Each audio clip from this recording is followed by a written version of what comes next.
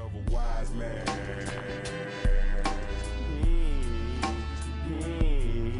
Be not wise in thy own. 30 opening prayer. Any newcomers. Anybody new down there? Wait, just in case it is, we pray according to the order of the Bible. Right. The Bible stipulates that we are to face the land in which we were brought from. We in the west, we the Israelites from the east, Jerusalem, so we face Jerusalem. Jerusalem is that way.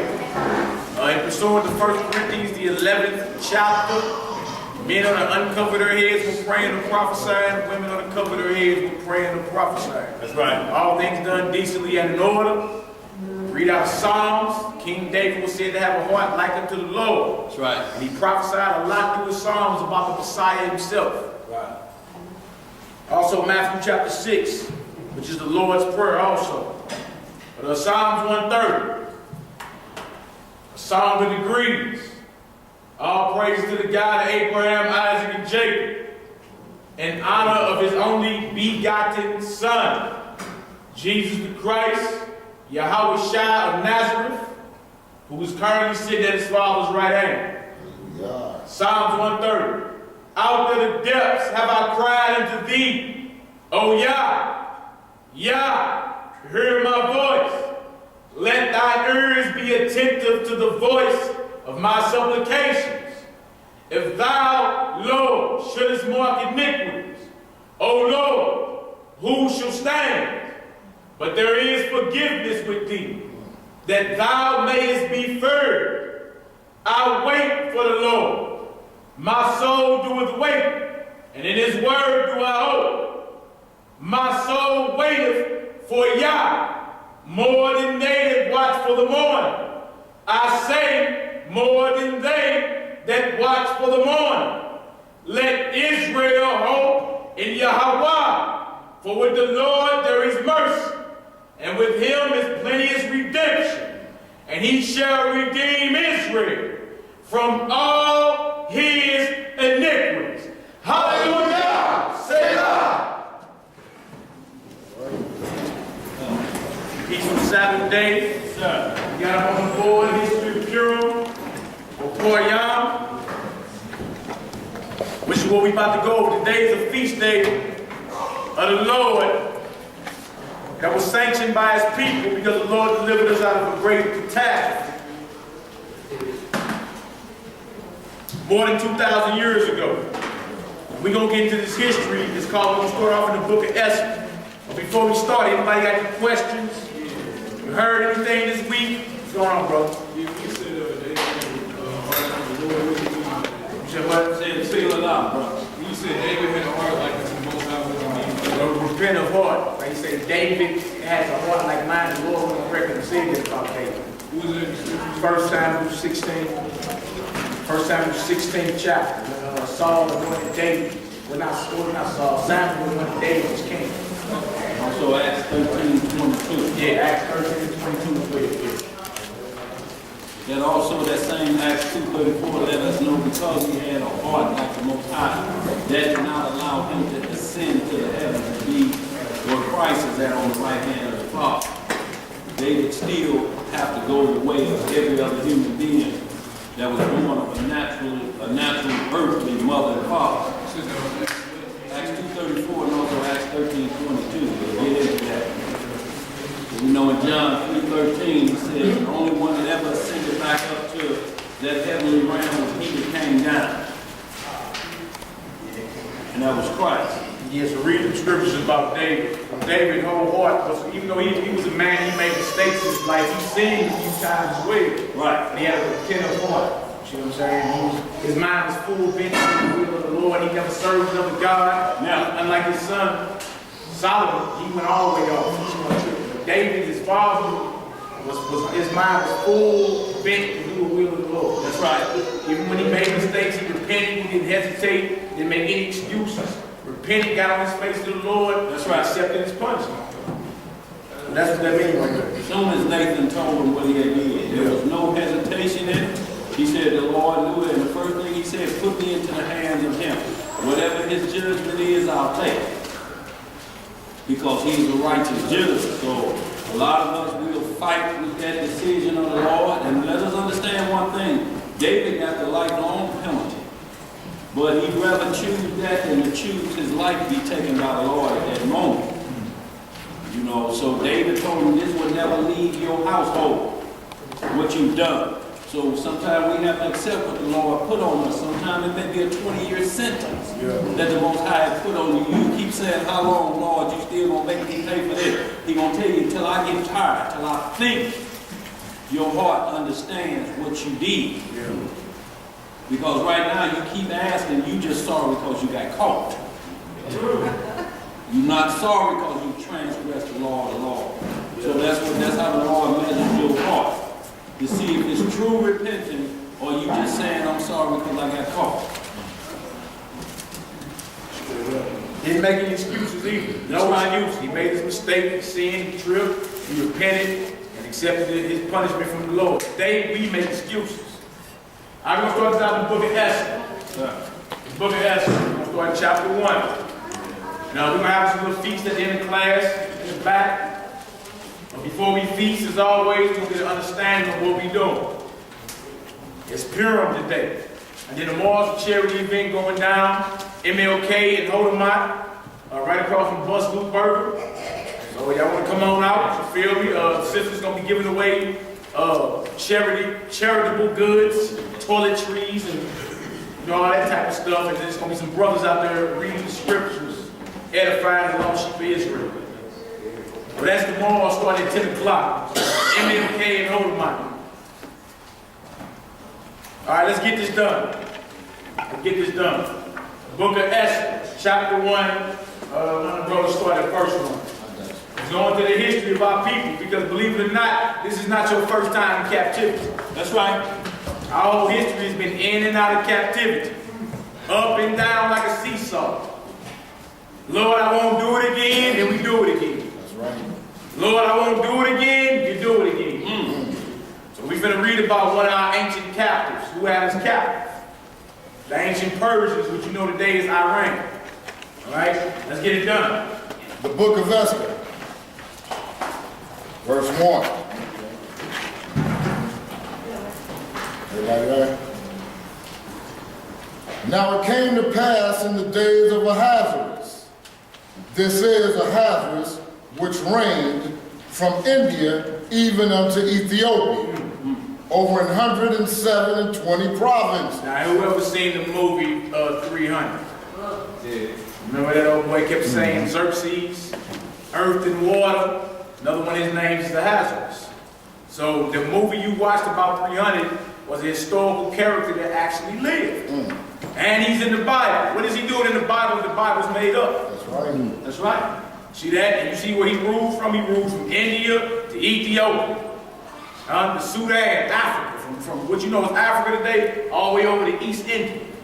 This was the Persian Empire that took down the Babylonians. That's world history. You can close your Bible, go to Wikipedia, and type in who took down ancient Babylon. It's going to tell you the Persians. The Median Persian Empire. See that? So now this is when the Persians set up rule. Come on, brother. Verse 2. Yeah. That in those days, when the king Ahasuerus sat on the throne of his kingdom, which was in Shushan the palace, in the 3rd year of his reign, he made a feast unto all his princes and his servants, the power of Persia and Media, the nobles and princes of the provinces, being before him. Come on. When he showed the riches of his glorious kingdom and the honor of his excellent majesty many days, even 180 days. How many? 180. He had a feast for 180 days. Half a year. Y'all understanding that? Y'all understanding the meat that we on the table? Right. You hear that? He had him a feast for 6 months. Half a year. Come on, bro. Verse 5. And when these days were expired, the king made a feast unto all the people that were present in Shushan the palace, both unto great and small, 7 days in the court of the garden of the king's palace. where were white, green, and blue hangings, fastened with cords of fine linen, and purple to silver rings, and pillars of marble. The beds were of gold and silver, upon a pavement of red, and blue, and white, and black, marble. He had it decked out. It's the king, though. He's running the whole world at the time. This was an empire. All right, come on, brother. Verse 7. And they gave them drink in vessels of gold, the vessels being diverse, one from another, and royal wine in abundance, according to the state of the king. And the drinking was according to the law. What was it according to? According to the law. None did compare, for so the king had appointed to all the officers of his house, that they should do according to every man's pleasure. They was kicking. Do according to your pleasure. Do what you want to do, huh? Come on, brother. Verse 9. Yeah. Also, Vashti, the queen, made a feast for the women in the royal house which belonged to King Ahasuerus. On the 7th day, when the heart of the king was merry with wine, he commanded Mehuman, Biztha, Harbona, Bigtha, and Abatha, Zethar, and Carcass, the 7 chamberlains that served in the presence of Ahasuerus the king. Chamberlains mean eunuchs. That's right. Now, the king had eunuchs around his women because he didn't want them fondling with his women. So you had to be a eunuch if you wanted to be up in his castle or his palace and be in charge of his women. You feel me? Purification rites and all that. So all type of things was going on. And a eunuch couldn't get excited about seeing a woman in her birthday suit. Yeah. Come on, bro. Verse 11. To bring Vashti, the queen, before the king with the crown royal. With the what? With the crown royal. That crown royal, huh? That's right. So he has his eunuchs go get his wife, the queen. Tell her I said come here. All right, come on, bro. A continuation. Yeah. To show the people that the princess her beauty, for she was fair to look on. Like, let me show you how bad my woman is. Yeah. You know, hey, he told his eunuchs, hey, go get my wife, go get the queen. Right. I want y'all to see how beautiful this woman is right now. I want to parade this woman around real quick. What happened though? Come on, brother. But the queen Vashti refused to come at the king's commandment by his chamber. The queen said, oh no, I'm not coming. Now remind you, she's having a feast for women in her own spot. The king said, hey, tell my wife, come on through. Tell her I said, come on with. She refuses. And like she just refused in the corner, she's doing this in front of all these other women. Come on, brother. And his chamber. Yeah, and his eunuchs, his chambers. Come on, brother. Therefore was the king very wroth, and his anger burned in it. Then the king said to the wise men, which knew the times, for so was the king's manner toward all that knew the law and the judgment. And the next unto him was Karshina, Shethar, Admatha, Tarshish, Erez, Marsina, Memucan, the 7 princes of Persia and Media, which saw the king's face, and which sat the first in the kingdom. Like his, basically, like you got the President Obama, you got his advisors or his cabinet members. This was like his cabinet members. Right. All right, they had rank in his kingdom, not rank above him or equal with him, but in his kingdom they had rank. All right, come on, bro. 15. Yeah. What shall we do unto the queen Vashti according to law? Because she hath not performed the commandment of the king Ahasuerus by the chamber. So they saying, what should be done? We know she's the queen, we know that's your boo-boo. But you called and she refused. Let y'all know how serious that ancient word was. If the man calls you, you had to come. The king. The king called you, you had to show face. It wasn't no, I ain't coming later for that. All right, come on, brother. 16. Yeah. And Memucan answered before the king and the princes, Vashti the queen hath not done wrong to the king only, but also to all the princes, and to all the people that are in the provinces of King Ahasuerus. They like, look, she ain't just wrong you, she done wrong everybody. Yeah. Come on, brother. For this deed of the queen shall come abroad up to all women. Like every woman gonna start rebelling. They heard the top woman in the land rebelling against the king. Every woman in the kingdom gonna rebel against their king. So it ain't just like you being disgraced king. This is a major disgrace to the whole kingdom. That's right. So what ought to be done? All right, come on, brother. So that they shall despise their husbands in their eyes, when it shall be reported. The king Ahasuerus commanded Vashti the queen to be brought in before it, but she came not. So it'll be a trickle down effect. Then it'll be disorder in everybody's household if he let that slide. Come on, brother. 18. Likewise shall the ladies of Persia and Media say this day unto all the king's princes, which have heard of the deed to the queen, of the queen. Thus shall there arise too much contempt and wrath. If it please the king, let there go a royal commandment from him, and let it be written among the laws of the Persians and the Medes, and it be not altered. That it be not altered. That it be not altered, that Vashti come no more before King Ahasuerus, and let the king give a royal estate unto another that is better than she. They put this in law. She can't even show face no more. Won't you give the position she played to somebody else that's better than her? They got like, what? Dang.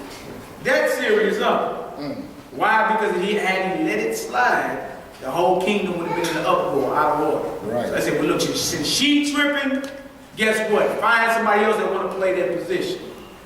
She can't show face no more. Women like, dang, for real? Yeah, that's serious. That's serious. We talking about the Bible. We ain't talking about Egyptology. That's right. We ain't talking about New Covenant or any of these New Age doctrines. We talking about the Bible and the orders men and women supposed to be playing. That's right. See that? Put her in subjection to the Bible. That's what it comes down to. Right. And if you are, the Bible got its rules and stipulations you're supposed to be doing as a man and a woman. That's right. And a child. All right, come on, bro. Verse 20. Yeah. And when the king's decree, which he shall make, shall be published throughout all his empire, for it is great, all the wives shall give to their husbands honor, both to great and small. Okay, come on. And the same pleased the king and the princes. And the king did according to the word of Memucan. For he sent letters into all the king's provinces, into every province according to the writing thereof, and to every people after their language. So we transliterate them. This message had to go into everybody's language because he ruled from Ethiopia to India. And everybody don't speak the same language. That's right. All right, come on, brother. That every man should bear rule in his own house. That every man should what? Bear rule in his own house. Y'all heard that?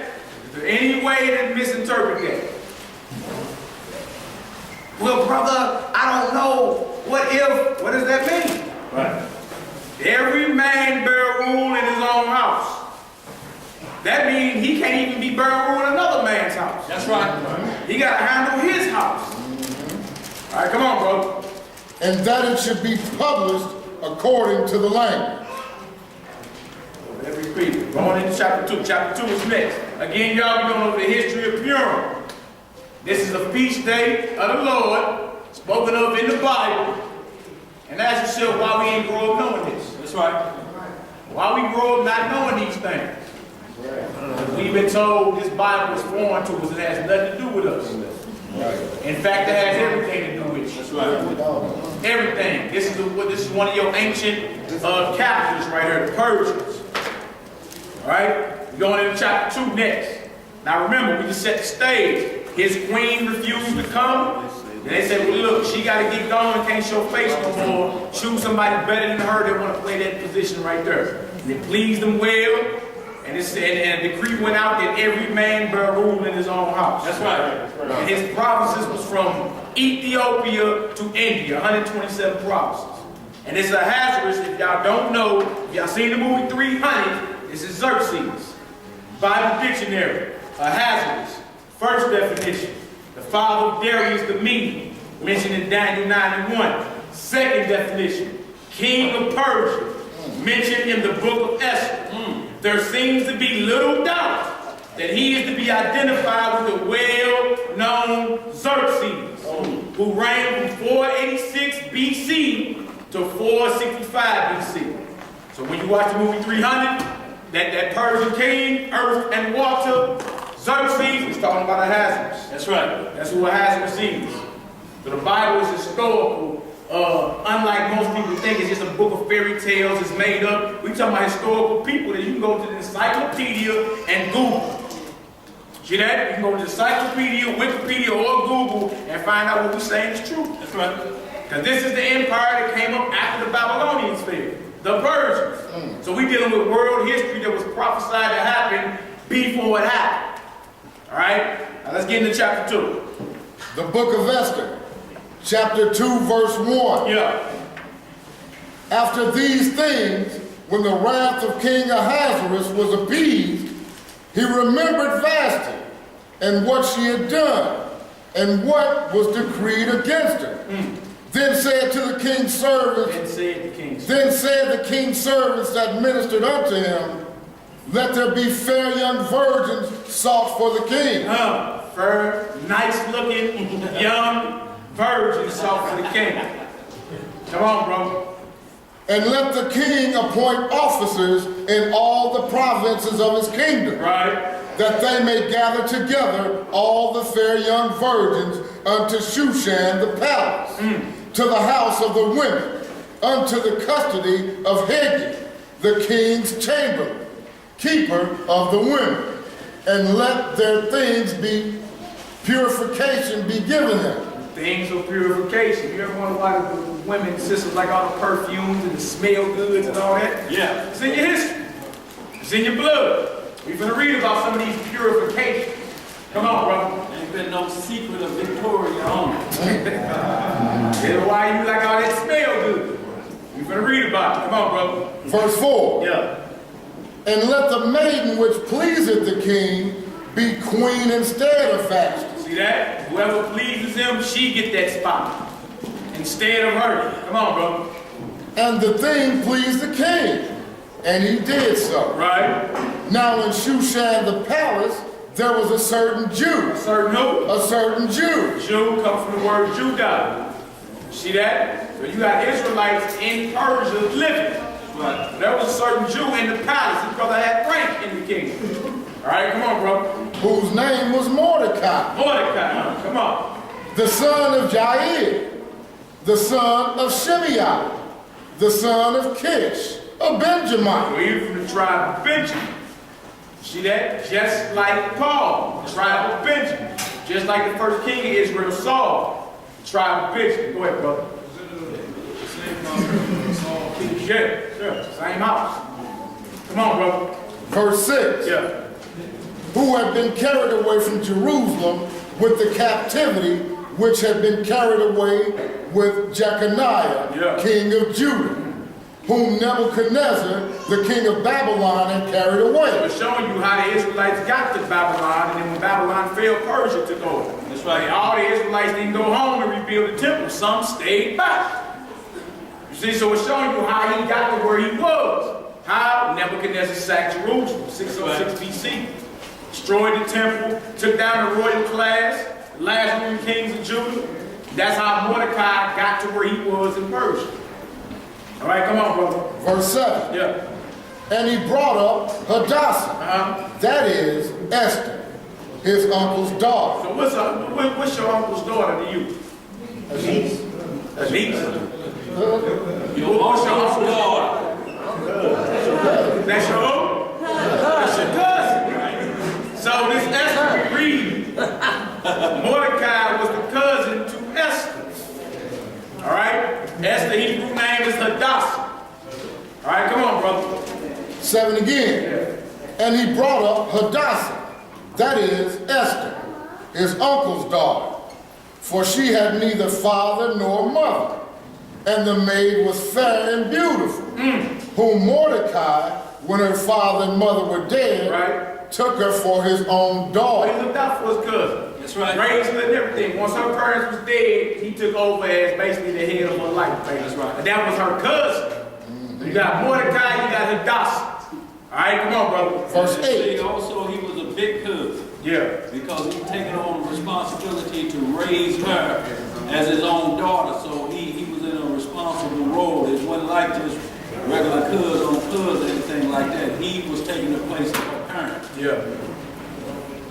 All right, come on, brother. Verse 8. Yeah.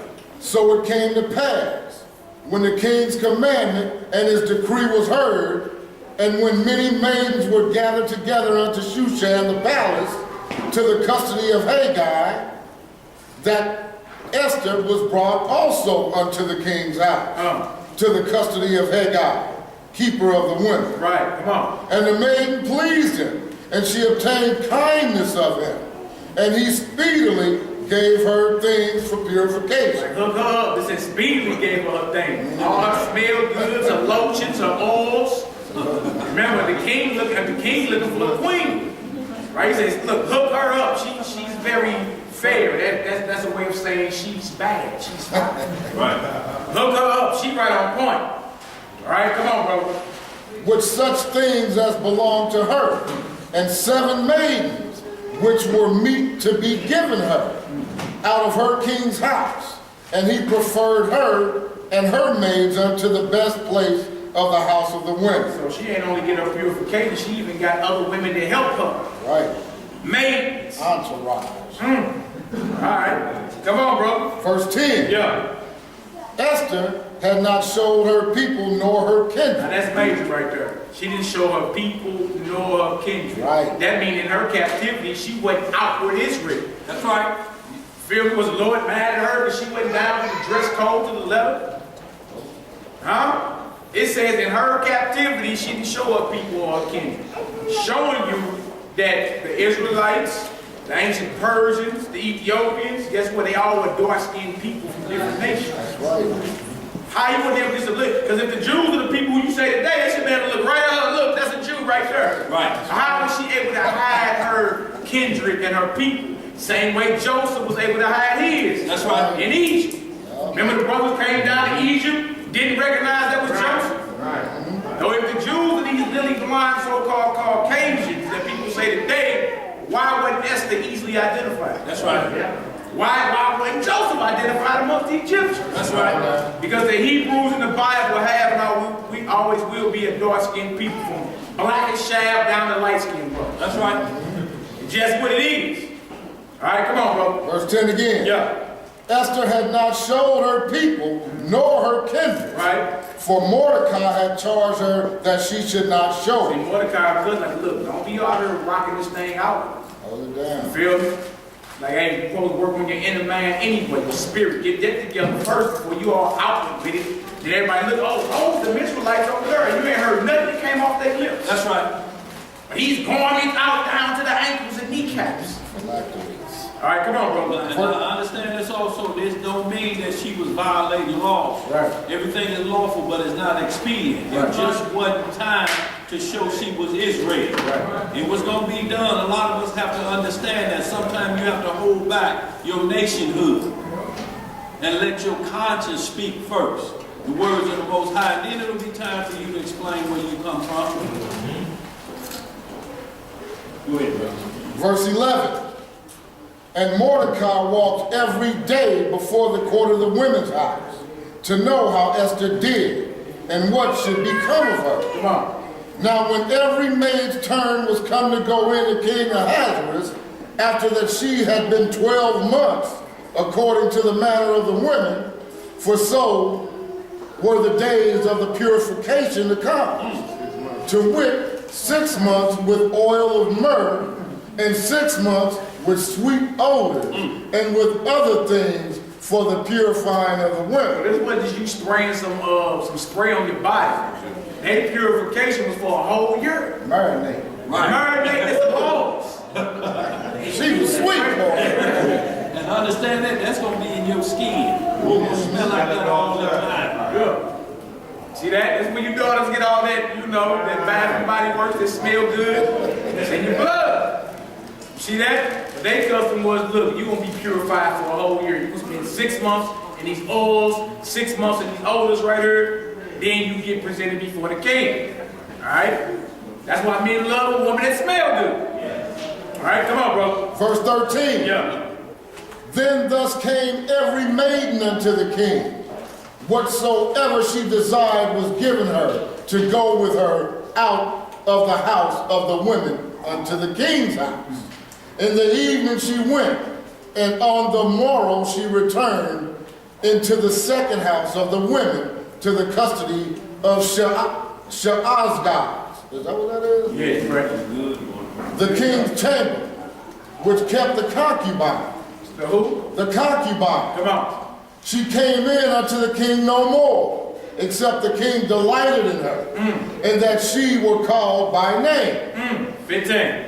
Now when the turn of Esther, the daughter of Abihail, the uncle of Mordecai, who had taken her for his daughter, was come to go in unto the king, she required nothing but what Haggai, the king's chamberlain, the keeper of the women, appointed. And Esther obtained favor in the sight of all them that looked upon her. So Esther was taken unto the king Ahasuerus into his house, royal in the 10th month, which is the month of Tebeth, in the 7th year of his reign. And the king loved Esther above all the women, and she obtained grace and favor in his sight, more than all the virgins, so that he set the royal crown upon her head, and made her queen instead of Vashti. Then the king made a great feast unto all his princes and his servants, even Esther's feast. And he made a release to the provinces and gave gifts according to the state of the king. And when the virgins were gathered together the second time, then Mordecai sat in the king's gate. Esther had not yet showed her kindred nor her people, as Mordecai had charged her. For Esther did the commandment of Mordecai, like as when she was brought up with him. In those days, while Mordecai sat in the king's gate, 2 of the king's chamberlains, Bigthan and Teresh, of whom Bigthan and Teresh. Sound like some Negro. no good. Page Taylor wrote all over it, though. Bigthan and Teresh. Come on, brother. Of those which kept the door were wroth, and sought to lay hands on the king Ahasuerus. They was trying to assassinate the king. Bigthan and Teresh. Come on, brother. And when the thing was known to Mordecai, who told it unto Esther the queen, and Esther certified the king thereof in Mordecai's name. And when inquisition was made of the matter, it was found out. Therefore they were both hanged on a tree, and it was written in the book of the Chronicles before the king. All right, let's go into chapter 3. Again, we're going over the history of Purim, which is the first day of the day. We'll have a little mini feast at the back when we're done. But as always, we want to, before we eat, go over why we eat. Exactly. What this is about. So now we got a Hebrew sister that's queen, that's next to the king, the most powerful man in the earth. Esther, or Hadassah, which is a Hebrew name. Right. This is laying the groundwork for the feast that we about to keep. Because the Lord delivered us from a major slaughter. A major slaughter. One of our enemies coming to play this next chapter right here. All right, let's get it done, brother. Book of Esther, chapter 3, verse 1.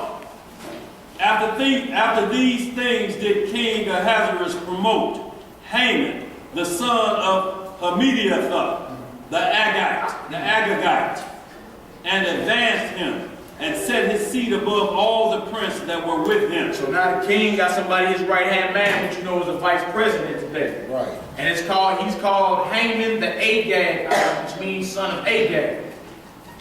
Now when you trace his lineage back, you go to 1 Samuel, the 15th chapter.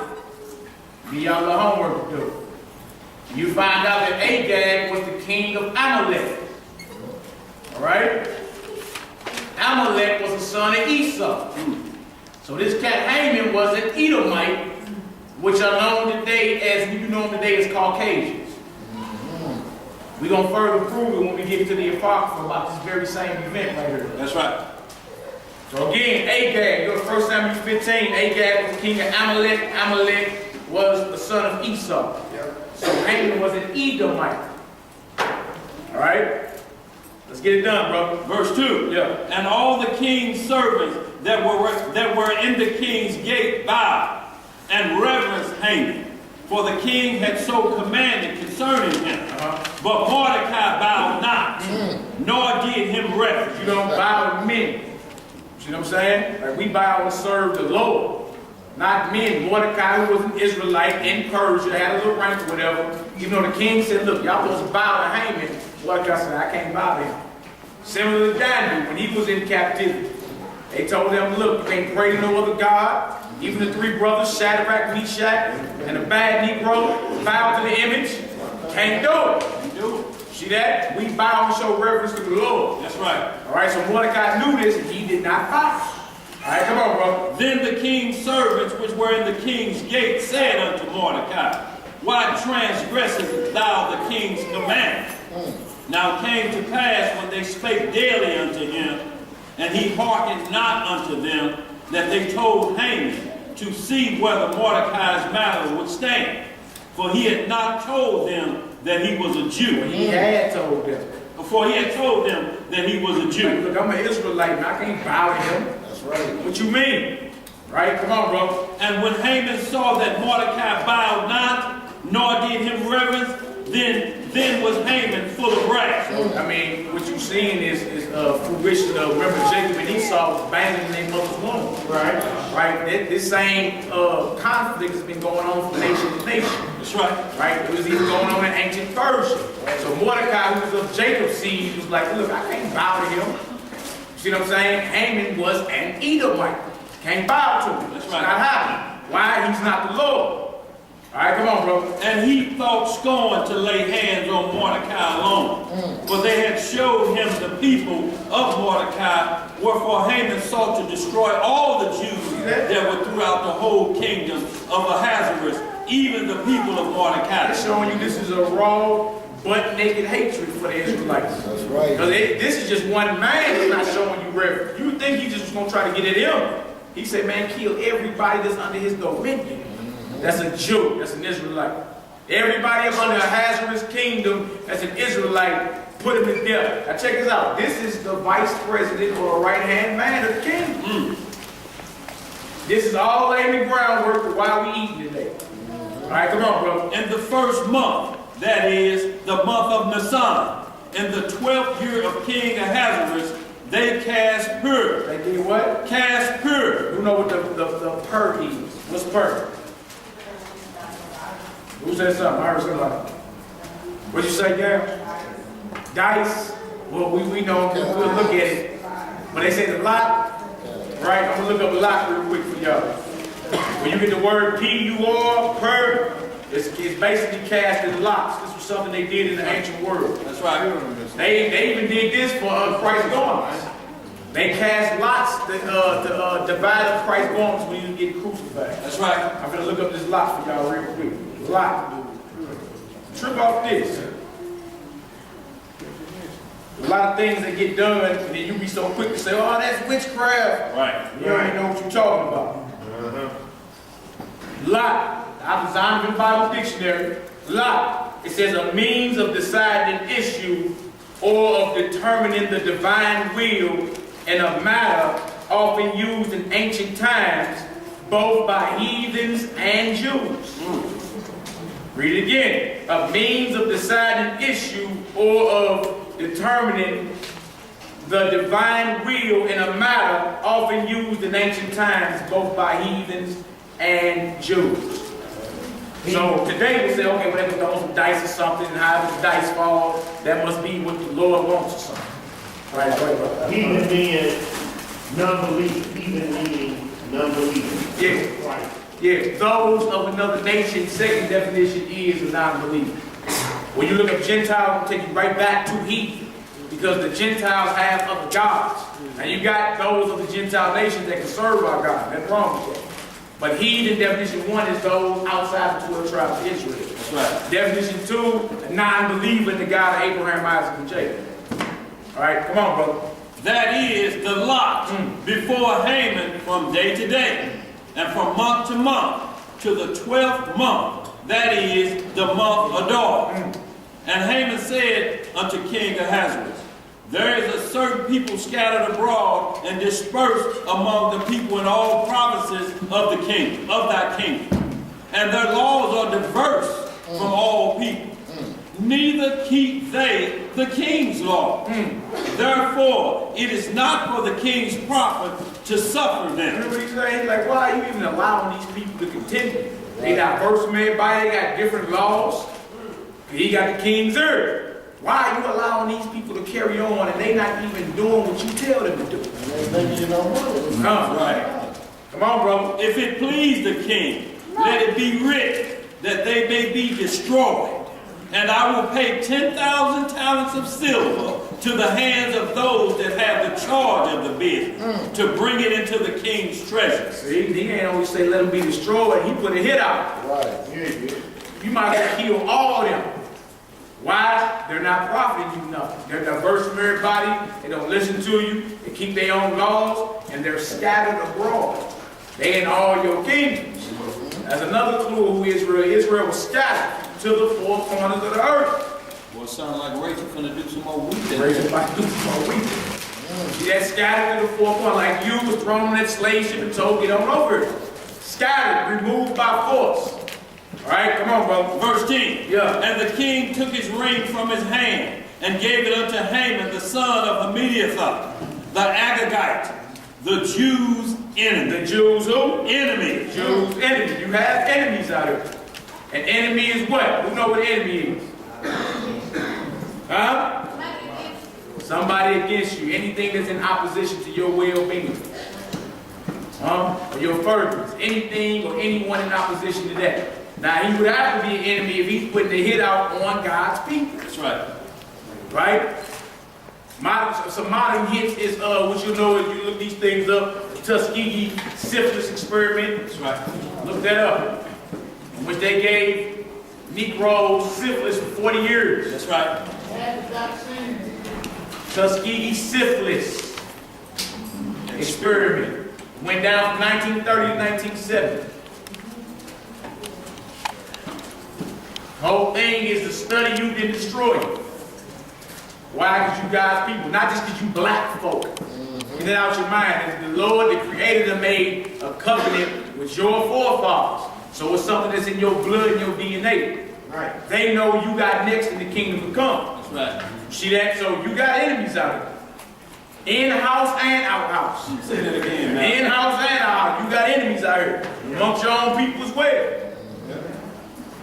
Judas was an enemy. He was of the house, of the fold, but he was an enemy. Yeah, he was. All right, come on, brother. And the king said unto Haman, the silver is given to thee, the people also, to do with them as it seemeth good to thee. So the king, well, okay, well, you my right hand man, you got everything in my best interest. Whatever you say, get it done. It's all good. It's almost like an executive order come through the desk of Obama, and he just hurry up and sign it. You really don't read through it, trip off of it. He just trusted his advisors and handle their business. That's right. That's what this king's saying. He trusted the dude and handled his business before he even brought this matter to him. What you say? Who? Oh, okay, go ahead and get that done. Come on, brother. Then were the king's scribe called on the 13th day of the first month, and there was written according to all that Haman had commanded unto the king's lieutenants, and to the governors that were over every province, and to the rulers over every people of every province, according to the writing thereof, and to every people after their language. In the name of King Ahasuerus was it written, and sealed with the king's ring. And the letters were sent by post into all the king's provinces to destroy, to kill, and to cause to perish all Jews, Come on. both young and old, children and women, in one day, even upon the 13th day of the 12th month, which is the month Adar, and to take the spoil of them for a prey. So what? Nobody was exempt. Men, women, little children, Old folks. you see that? Old people, all that. The whole thing was to wipe us off the earth. Right. Because if we gone, the covenant don't stand. Right. That was the whole thing behind it. So wipe all of them off. Old people, young people, men, women, and children. They got something they call the King Alfred plan. That's right. All right, look these things up because these same agendas are still being pushed. King Alfred plan. Rex 84. Yeah. Rex 84 is another name for it. Came out under Ronald Reagan. That's right. So it ain't that new. Like we can read these things and see what was going on then. The same thing is going on now. That's right. And the Lord has always delivered his people. Don't need to get scared. The Lord gonna deliver his people. He always has. But are we doing what we supposed to be doing? So in memory of this is what we feasting about today. All right, come on, bro. And I'm going to say, let me say this too. A lot of these things, y'all, we are facing this same thing in Florida called stand your ground. Yeah. Now, y'all have to understand the writings of this. We are looked at as a menacing people. You got to get that understood. Now what's happening, saying he looked at me like he wanted to do something, so I shot him. Right. Y'all have to understand this. The difference in how people agree. Usually white people smile and look down. Black people scowl and look up. So to them, that's menacing. We can pull our pistol out and pop you. And we will do it. And the law will back us up. So y'all, this ain't nothing new. Go ahead, brothers. Just real quick, did you guys see the news case where St. Louis Police Department is trying to get this young African American man? I see that. Speak on that. Go ahead. Speak on All that. right, it was an African American male about 21 years old. Yeah. He was being harassed right over. Hold it down, y'all, back there. Go ahead. He was being harassed by the St. Louis Police Department, and they was telling him that they wanted him to find someone who had a gun with a murder on it that they could pin a case on. They already had a gun, and they said that if he didn't produce a person that they could put the case on, that they were going to pre-case him. But he was standing outside of his house, and he had a cell phone in his pocket, and he started recording. And so they got the actual conversation on tape, and so they're making a big ruckus about it because, you know, it's just another sign that the system is designed to destroy the country. Yeah, and like, look, he got the police officers on tape asking him, straight telling him, like, look, this is what you need to do. Or else. Or else. That just came out, was that yesterday? Yes, sir. Yesterday, yeah. That just came out. I just got that. I just was reading it, like, man, look at this here. You see that? But he was smart. He had his recorder on. Right off that phone. All the phones got recorders on. That's right. He record. You see that? No, not our police officer. Okay. Okay. Don't be in la-la land. These things went down in the ancient world. They happening now too. That's right. That's why the scriptures tell you to be vigilant. Meaning be aware of what's going on. Always be watchful. At all times. All right, come on, bro. Verse 14. Yeah. The copy of the writing for a commandment to be given in every province was published unto all people, that they should be ready against that day. The post went out, being hastened by the king's commandment, and the decree was given in Shushan the palace. And the king and Haman sat down to drink. But the city Shushan was perplexed. So y'all can understand what this is. It's like somebody coming out and saying, you know what, we just signed an executive order to kill every Negro descendant in the United States of America. It's an executive order, it's signed by the president, this is what it is. On a certain day of the year, at a certain time, every Negro must be executed. So y'all can understand what we're reading right here. This is what went out in the ancient world about us. See that? Everybody that's a Jew, that's an Israelite, get him gone at a certain time, at a certain date. So everybody shook up about this because guess what? Blood about to speak. That's right. All right? You got something, brother? That's like that movie, Purge. That movie Purge. Y'all seen that? Have y'all seen that movie, The Purge? The Purge. P-U-R-G-E. Y'all need to go watch that movie. That movie wild. They sanction a certain day in which, and they call it purging the evil blood, in which you can go around and murder whoever you want. Breaking people's house out for a 24-hour period, people was getting murdered. And guess what? The setting take place what? Not too far from what? 2017. Was it 2017? What's that? 3 years from now? That's crazy, man. Y'all look that movie up, The Purge. Y'all understand that if there's laws of the king that come out, if you are a scripture believer, it's going to be the same thing. They don't believe what's going down. It's time to purge them. And it was every year from March 27th. Yeah, look at it. Every year from March 27th. That's a good point there. The Purge, huh? Y'all need to look at that movie. That's a good movie there. And you see, in the movie, the Israelite was showing mercy. Oh, Lord, he was showing mercy the whole time. That's wild. All right, come on, brother. Chapter 4, verse 1. Y'all, we going over the history of Purim, Purim, and going into it. Why are we feasting today? What is all this about? You got something to talk about? Well, Oh, yeah. You in. My bad, bro. So Esther wasn't recognized when she showed her king. How was they going to know? How was it know who was who? We read it already. The boy said there's a people scattered abroad, whose laws are different, their ways of living are different. Why are you allowing them to continue? So the only way you can tell other nations from other nations, and we all got what they call melanin, is our customs. that's right. Our customs, the way we dress, how we worship our God. That's the only way you can tell them apart. All right, come on, bro. Chapter 4, verse 1 of the book of Esther. You got something, bro? We said we regret, we have problems the other day.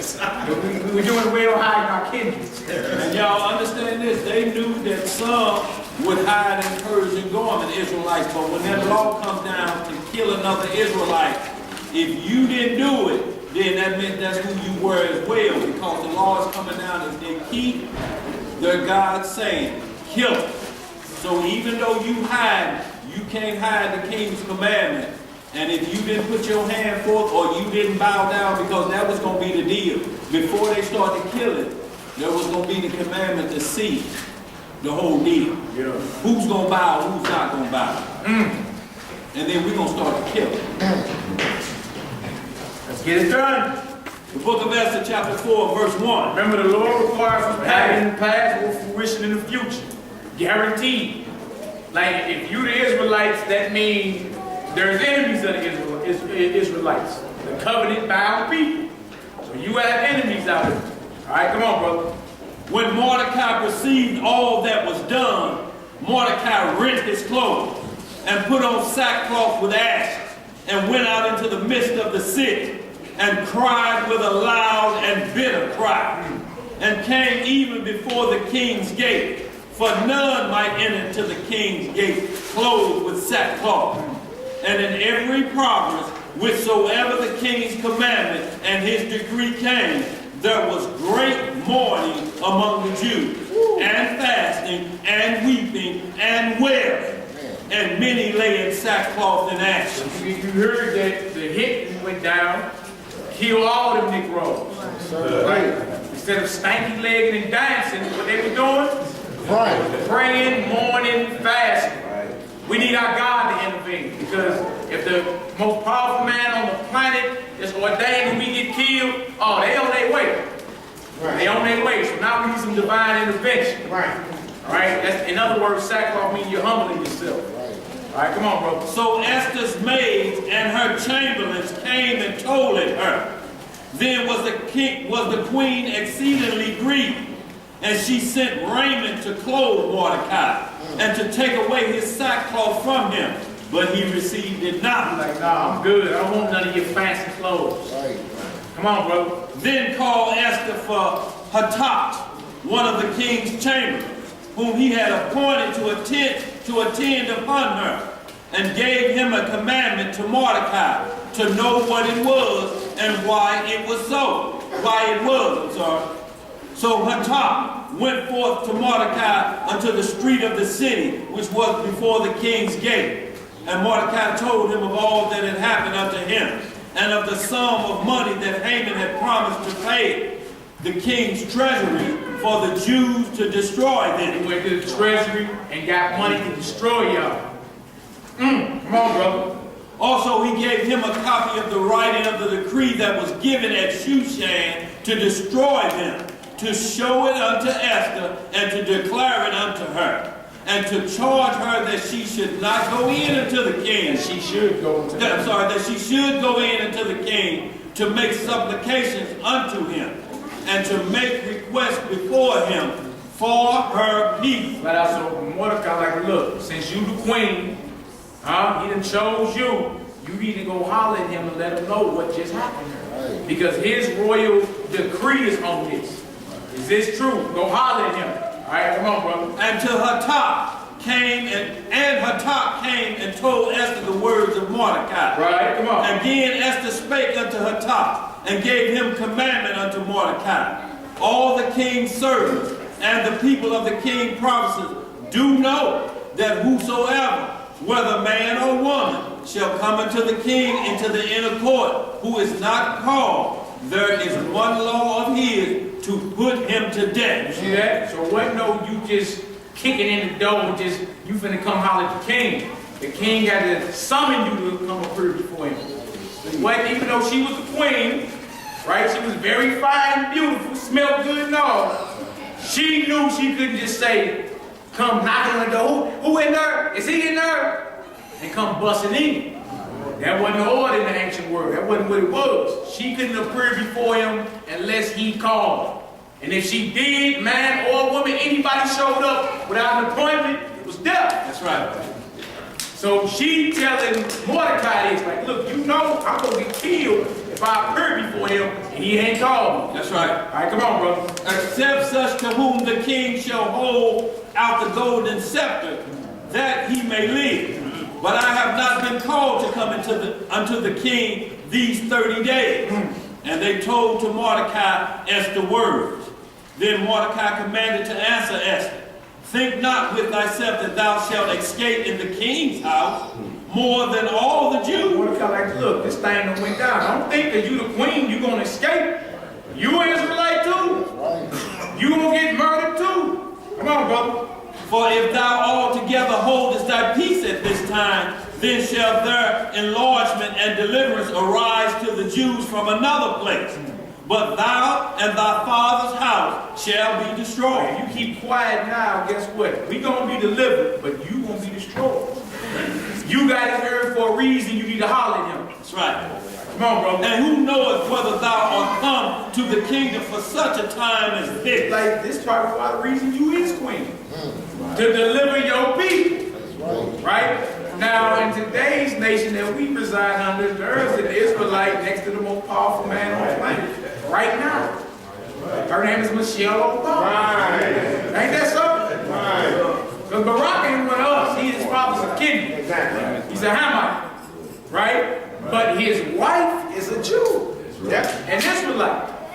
Right? Who knows if these same situations may play out again? Oh no. No. But the first lady of this land today is an Israelite. What they do that at? Right. And we reading it now. Right. And She understand could be there for that reason. cousin is also. Yeah. There's a guy out there by the name of Rabbi Capers or Rabbi Funya, Yeah. who's a blind Israelite or no meaning Israelites. He said, I talked to Michelle and Obama about this long when they were in the Senate years ago. So it ain't like they don't know what he's presenting them. Same cousin though, second cousin generation. These are older cousins. Look up Rabbi Funya and y'all see, or just look up Michelle's cousin is a rabbi. Yeah, y'all see. So the same situation, right? Her cousin, like Esther's older cousin Mordecai. Yeah. Huh? See the same situation play right out again. The Lord requires was passed, man. All right, come on, brother. Verse 15. Yeah. Then Esther bade them to return to Mordecai this answer. Go, gather together all Jews that are present in Shushan, and fast ye for me, and neither eat nor drink 3 days, night or day. I also and my maidens will fast likewise, and so will I go in unto the king, which is not according to the law. And if I perish, I've heard. That's a real daughter of Zion right there. Right. She's like, well, look, if I die, I'm gonna try to get it done. That's right. We gonna pray and fast first. Me and everybody around me. And if I'm gone, then hey, I'm just gone. Today it'll be excuses. Come on, bro. Verse 17. Yeah. So Mordecai went his way and did according to all that Esther had commanded him. All right, next one, chapter 5. Reading on in. Book of Esther, chapter 5, verse 1. Now it came to pass on the third day that Esther put on her royal apparel and stood in the inner court of the king's house, over against the king's house. And the king sat upon his royal throne in the royal house, over against the gate of the house. And it was so, when the king saw Esther, the queen, standing in the court, that she obtained favor in his sight. And the king held out to Esther the golden scepter that was in his hand. So Esther drew near and touched the top of the scepter. So he gave her a motion that she should leave. If he did a little thumbs down or did one of these, it'd been off of the edge. But he extended the royal scepter. Scepter means rulership, like his little staff or whatever. Like, you all good, come on over here. Feel me? She touched the top of the scepter. Come on, brother. Then said the king unto her, What wilt thou, Queen Esther? Like, what you want, queen? What's going on? Come on. And what is thy request? It shall be even given thee to the half of the kingdom. He's like, look, whatever you want, you can have everything up to the half of my kingdom. Must be a beautiful daughter. She must be a jaw dropping back there. A man about ready to give up half his kingdom. He got 127 prophets. What's half of that? That's like 64 or something. He about ready to walk over 64 prophets too. Right. Come on, bro. And Esther answered, If it seem good unto the king, let the king and Haman come this day unto the banquet that I have prepared for him. Right. Then the king said, Cause Haman to make haste, that he may do as Esther has said. So the king and Haman came to the banquet that Esther had prepared.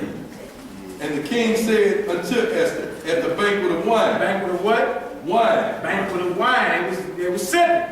Right. Come on, brother. What is thy petition? And it shall be granted thee. And what is thy request? Even to the half of the kingdom it shall be performed. Then answered Esther and said, My petition and my request is, I have found favor. If I have found favor in the sight of the king, and if it please the king to grant my petition and to perform my request, let the king and Haman come to the banquet that I shall prepare for them. And I will do to the morrow as the king has said. Say, look, I got another banquet for y'all, so make sure y'all come to this banquet like I prepared tomorrow. Bring your boy too. Right. All right, come on, brother. Then went Haman forth that day joyful and with a glad heart. But when Haman saw Mordecai in the king's gate, that he stood not up, nor moved for him, he was full of indignation against Mordecai. There go Mordecai, knowing that the decree been signed to kill all his people, and he's still not compromising and bowing down to Haman. That's right. I'm still not about to bow or raise up for you, none of that. I bow to the Lord. Right. Even if it's death, you don't bow to nobody but the Lord. Right. All right, come on, bro. Nevertheless, Haman refrained himself. And when he came home, he sent and called for his friends and Zeresh his wife. And Haman told them of the glory of his riches and the multitude of his children, and all of the things wherein the king had promoted him, and how he had advanced him above the princes of servants of the king. And he's bragging to his people, you know what I'm saying, his social status. You know, I'm a right-hand man of the king now. I'm all good. Look at all this I got. You got a promotion. Come on, brother. Haman said, moreover, Yea, Esther the queen did let no man come in with the king unto the banquet that she had prepared but myself. And tomorrow my bad. And tomorrow am I invited unto her also with the king. Yet all this availeth me nothing, so long as I see Mordecai the Jew sitting at the gate. And he like, I hate this nigga. I can't stand this nigga right here. Mordecai. You see that? All this availeth me not. Every time I see him, I get angry. That's why he still refuses to buy. All right, come on, bro. 14. King says to arrest his wife and all his friends unto him. Let the gallows be made of 50 cubits high. Now, a cubit is 18 inches. Times that by 50, you see how high this gallows was. 50 times 18. That's right. You'll get your math on how high this gallows or this tree, this basic device for hanging folks. So he made a gallows 50 cubits high. Do him some hanging. Man. Come on, brother. Y'all just get here. We're in the book of Esther, chapter 5, verse 14. And tomorrow speak thou to the king that Mordecai may be hanged thereon. See that? Read that again, brother. And tomorrow speak thou unto the king that Mordecai may be hanged thereon. Then go thou in merrily with the king unto the banquet. And the thing pleased him. Haman, and he caused the gallows to be made. You know what? Yeah, let me go ahead and make this little hanging device so Mordecai get hung on these gallows. Lots of Israelites, right? 75 feet. Let's get it. Right. Chapter 6. Esther chapter 6. For y'all to just get there, we're going over the history of Purim. Purim. That feast ends today and tomorrow. We'll have a small little feast after class, right in the back. So as usual, before we eat, we just want to go over why we eat. In this case, the Lord delivered us from a great and massive slaughter. Like he did for us in Egypt, Passover is what we keep Passover. That's a month from the day. See that? So whenever the Lord do something great and magnificent for his people, we always throw a feast. That's right. Write a song, throw a feast, eat, drink, praise the Lord. Yeah. That's how our forefathers get done. That's how we get out. Right, get to chapter 6. Esther chapter 6, verse 1. Yeah. On that night could not the king sleep, and he commanded to bring the book of records, the book of records of the Chronicles, and they were read before the king. No. And it was found written that Mordecai had told of Bigthai, and Teresh. And T-Rex. Remember we read about them earlier? The king's chamberlains who was plotting to assassinate him. Mordecai revealed that the king was about to get assassinated, right? So now we fast forward, the king couldn't sleep one night. He's like, hold up. Get the books out, get the records out. Whatever happened to old boy who saved my life? Right. Mordecai, the Jew, right? Right. All right, come on, bro. 2 of the king's chamberlains, the keepers of the door, who sought to lay hands on the king Ahasuerus. And the king said, what honor and dignity have been done to Mordecai for this? Then said the king's servant that ministered unto him, there is nothing done for him. He's like, ain't nothing ever happened for old boy that saved my life? I mean, all this gold, silver, and all these provinces I run, whatever happened to old boy that saved my life? They say, well, ain't nothing happened to him. Oh, okay, come on, bro. And the king said, who is in the court? Who in my court right now? Come on. Now Haman was coming to the outward court of the king's house to speak unto the king to hang Mordecai on the gallows that he had prepared for him. So the Haman, the Edomite, on his way in to speak to the king to hang Mordecai. But the Lord disturbed the king's sleep so bad that night he just woke up, got the records out, and found out, well, this Mordecai actually saved my life. So what must be done to him? Well, ain't nothing been done to him. Who in the court? Haman comes skipping right on through the court. Right. About ready to deliver to the king to murder Mordecai. And the king's going to tell him something totally different. Come on, brother. And the king's servant said unto him, behold, Haman standeth in the court. And the king said, let him come in. So Haman came in, and the king said unto him, what shall be done unto the man whom the king delighteth to honor? Question, what should be done to the man I want to honor? What should be done? Now remind you, this is his right-hand man. Right. So he thinking the king talking about him. Right. What should be done to the man I want to honor? I want to hook him up. What should be done to him? What you think?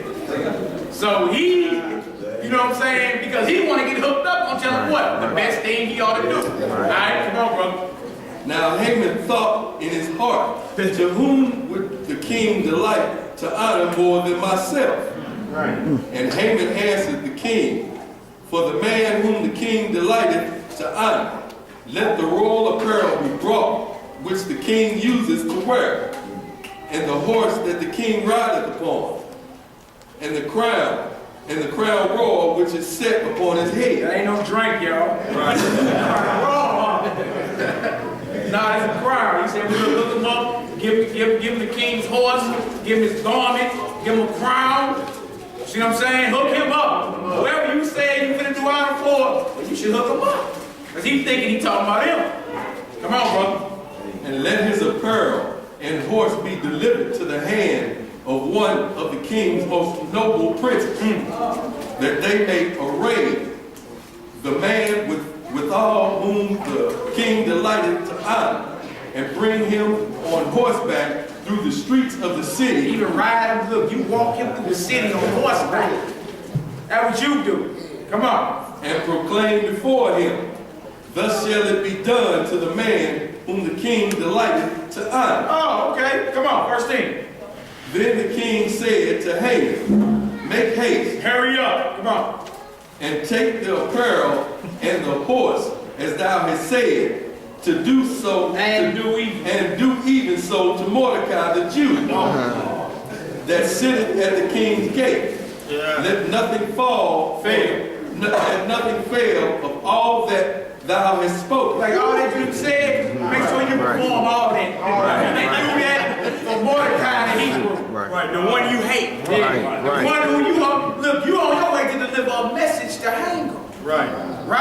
And the king like, what's happened to the man I want to honor? He's like, man, hook him up. You know what I'm saying? Set it out for him, man. Give him that robe, that crown, that horse, and make your most noble prince escort him through the city on horseback, saying this should be done to anybody whom the king want to honor. He said, oh, really? Do that for Mordecai. Do that for the Hebrew. And let nothing fail that came out your mouth. Everything you say, get it done. Get it done. All right? Come on, let's finish. Plus, Haman is the most noble prince. So yeah, so he right. Come on, bro.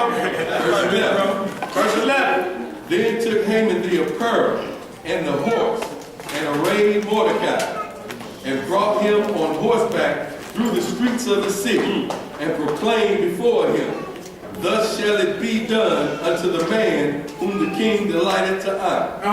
And Mordecai came again to the king's gate, but Haman hasted to his house mourning, and having his head covered. Your whole plan been confounded. Right. Shame covered his head. Yeah. Put that hoodie on and walking low. Come on, bro. And Haman told Zeresh, his wife, and all his friends, everything that had befallen him. Then said his wise men and Zeresh, his wife, unto him, if Mordecai be of the seed of the Jews, if he is Israelite, if he be of the seed of the Jews, come on, before whom thou hast been begun to fall, thou shalt not prevail against him, but shall surely fall before him. And that's for anybody that come against God's people. That's right. The way they got on the records to exterminate us, their plans will be confounded. That's all throughout the scriptures. Because the truth about this, they would have banished us if they could. That's right. But they can't. They held in check. The Lord says, I'll shorten the days if I got to. That's right. So that holds them in check, because if you didn't put it out to where you can banish all of us, guess what? You're going to see some divine intervention happen. That's right. See that? So they got to take their time even being wicked. All right? Come on, brother. Verse 14. Yeah. And while they were yet talking with him, came the king's chamber and hasted to bring Haman unto the banquet that Esther had prepared. Why is he over there talking to his woman mourning? And she like, look, he an Israelite, you gonna fail. Why he talking to her? Don't forget, he do back at the banquet. Remember the queen say, look, bring your boys to the banquet, I prepare them all. Right? Chapter 8, let's get into it. Chapter 7. Chapter 7, let's get into it. Book of Esther, chapter 7. So y'all understand what we feasting over. Remember, decrees went out to kill all these Hebrews. We profess we the Hebrews of the Bible. That's right. Without flinching or blinking. That's right. It's just what it is. It's been too much research that went out, too many prophecies. It's what it is. If we are not, get your theologian, pastor, big mama, somebody down here to prove us wrong. So when we read Jew, Hebrew, Israel in the Bible, we're talking about us in this room right here. Right. It's just what it is. Accept it or reject it. Come on, brother. The book of Esther, chapter 7, verse 1. Yes, sir. So the king and Haman came to the banquet with Esther, the queen. So the king and Haman came to banquet with Esther, the queen. Went to banquet with Esther, the queen. And the king said again unto Esther on the second day at the banquet of wine, what is thy petition, Queen Esther? And it shall be granted thee. And what is thy, I'm sorry, and what is your, I'm going to start it over. Slow down, bro. Take your time. Verse 2 again. And the king said again unto Esther on the second day at the banquet of wine, what is thy petition, Queen Esther? And it shall be granted thee. And what is thy request? And it shall be performed, even to the half of the kingdom. Come on. Then Esther the queen answered and said, I have found favor in thy if I have found favor in thy sight, O king, and if it please the king, let my life be given me at my petition and my people at my request. What you talking about? I remind you, this is very young, virgin, queen wife. Very beautiful. Right? What you talking about? About your life be given you, and what's all that about? Come on, bro. Verse 4. For we are sold, I and my people, to be destroyed, to be slain, and to perish. But if we had been sold for bondmen and bondwomen, I had held my tongue, although the enemy could not contravail the king's damage. Then the king Ahasuerus answered and said unto Esther the queen, who is he, and where is he that durst presume in his heart to do so? Who you talking about? What you mean you and your people finna do? Who did it? Where you at? Now I remind you, the king's seal is on the decree because he trusts that his advisors know what they're doing. So when they rush something past your president or any king, his advisors say, look, sign right there, sign right there. The king or the president don't read through all that because he's trusting that his advisors or his cabinet are on their game, in other words. Yeah. So Haman did the same thing with her husbands. Like, look, man, it's a certain group of people, man, they nobody, they a whole bunch of Negroes, they don't mean nothing, they don't live according to your laws, they diverse from everybody. Man, this sign is to get rid of all of them. Oh, okay, there you go, get them gone. Right, so they showed you that he didn't even know exactly what he signed. So he's like, what you talking about? Right, come on, bro. The same thing, I cut off, the same thing happened with Joe Biden when he introduced the gay marriage law real quick and got it out there, and Barack couldn't go against it, so he had to start acknowledging it, which the last former 3 presidents been turning their back against it. It's been on the books for 3 other presidents, but they said no and passed it on to the next one. But Joe Biden put him on Front Street and said, yeah, we're going to get down with it before the call. So they had him on trash duty ever since. But the decree was already going out. He was trying to stretch it to his last term, put it on the next person to go out there to bring us into the land of Sodom and Gomorrah. Yeah. It happens all the time, right? Like you got bills that's thousands of pages long. Only one man got time to read all that. But they'll hurry up and coach it right on in. Same thing happened over 2,000 years ago. All right, come on, brother. Verse 6. Yeah. And Esther said, the adversary and enemy is the wicked Haman. Is this wicked Haman, your boy, your right-hand man, your vice president? It's him right there. There you go, right there. Come on, brother. way before the king and the queen. And the king arising Hold it down back there, y'all. Verse 7 again. And the king arising from the banquet of wine in his wrath went into the palace garden. And Haman stood up to make request for his life to Esther the queen. Now he's begging the queen now, please don't have, you gotta holler at him, man, I don't want to die. Come on, brother. For he saw that there was evil determined against him by the king. Then the king returned out of the palace garden into the place of the banquet of wine, and Haman was fallen upon the bed whereon Esther was. What? This heathen is in the bed. It's in the queen's bed. He laid out crying in the queen's bed. Oh, come on, bro.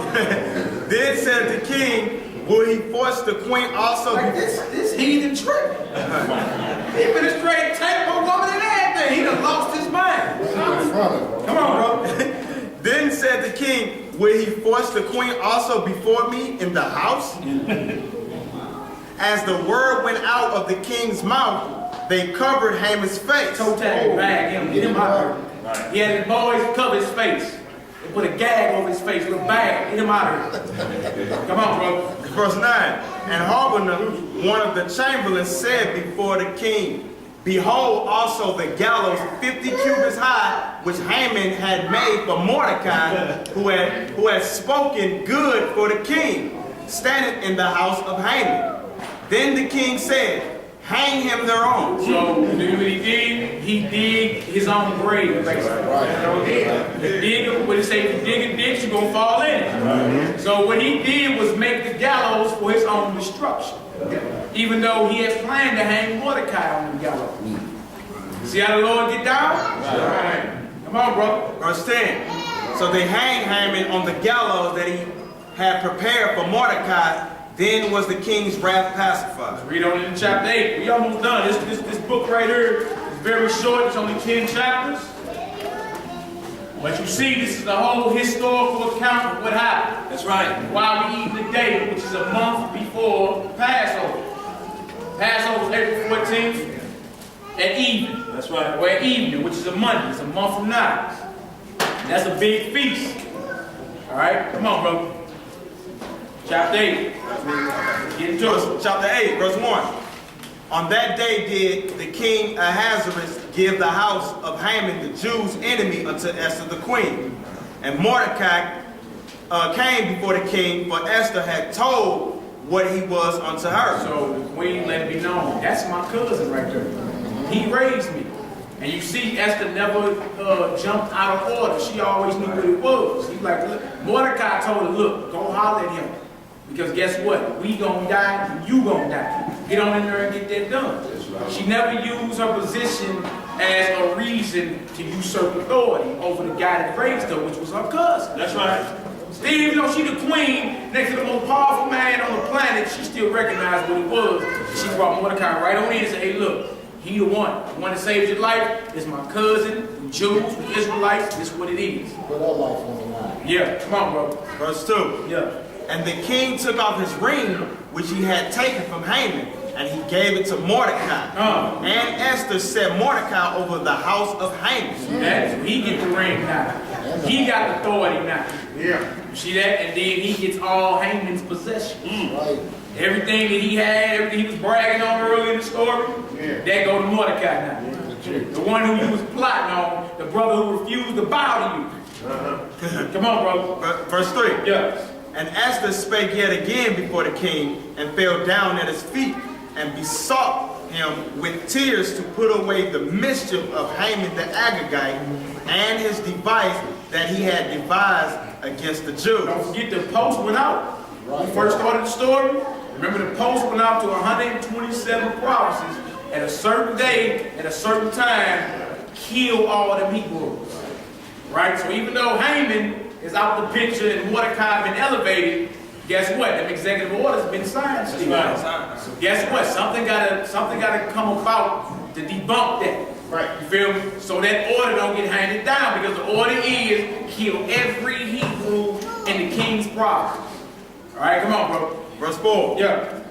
Then the king held out the golden scepter toward Esther. So Esther arose and stood before the king and said, if it please the king, and if I found favor in his sight, and the thing seemed right before the king, and I be pleasing in his eyes, let it be written to reverse the letters devised by Haman, the son of Hammedatha, the Agagite, which he wrote to destroy the Jews which are in all the king's provinces. Like we got to reverse the order that went down. It has to be reversed.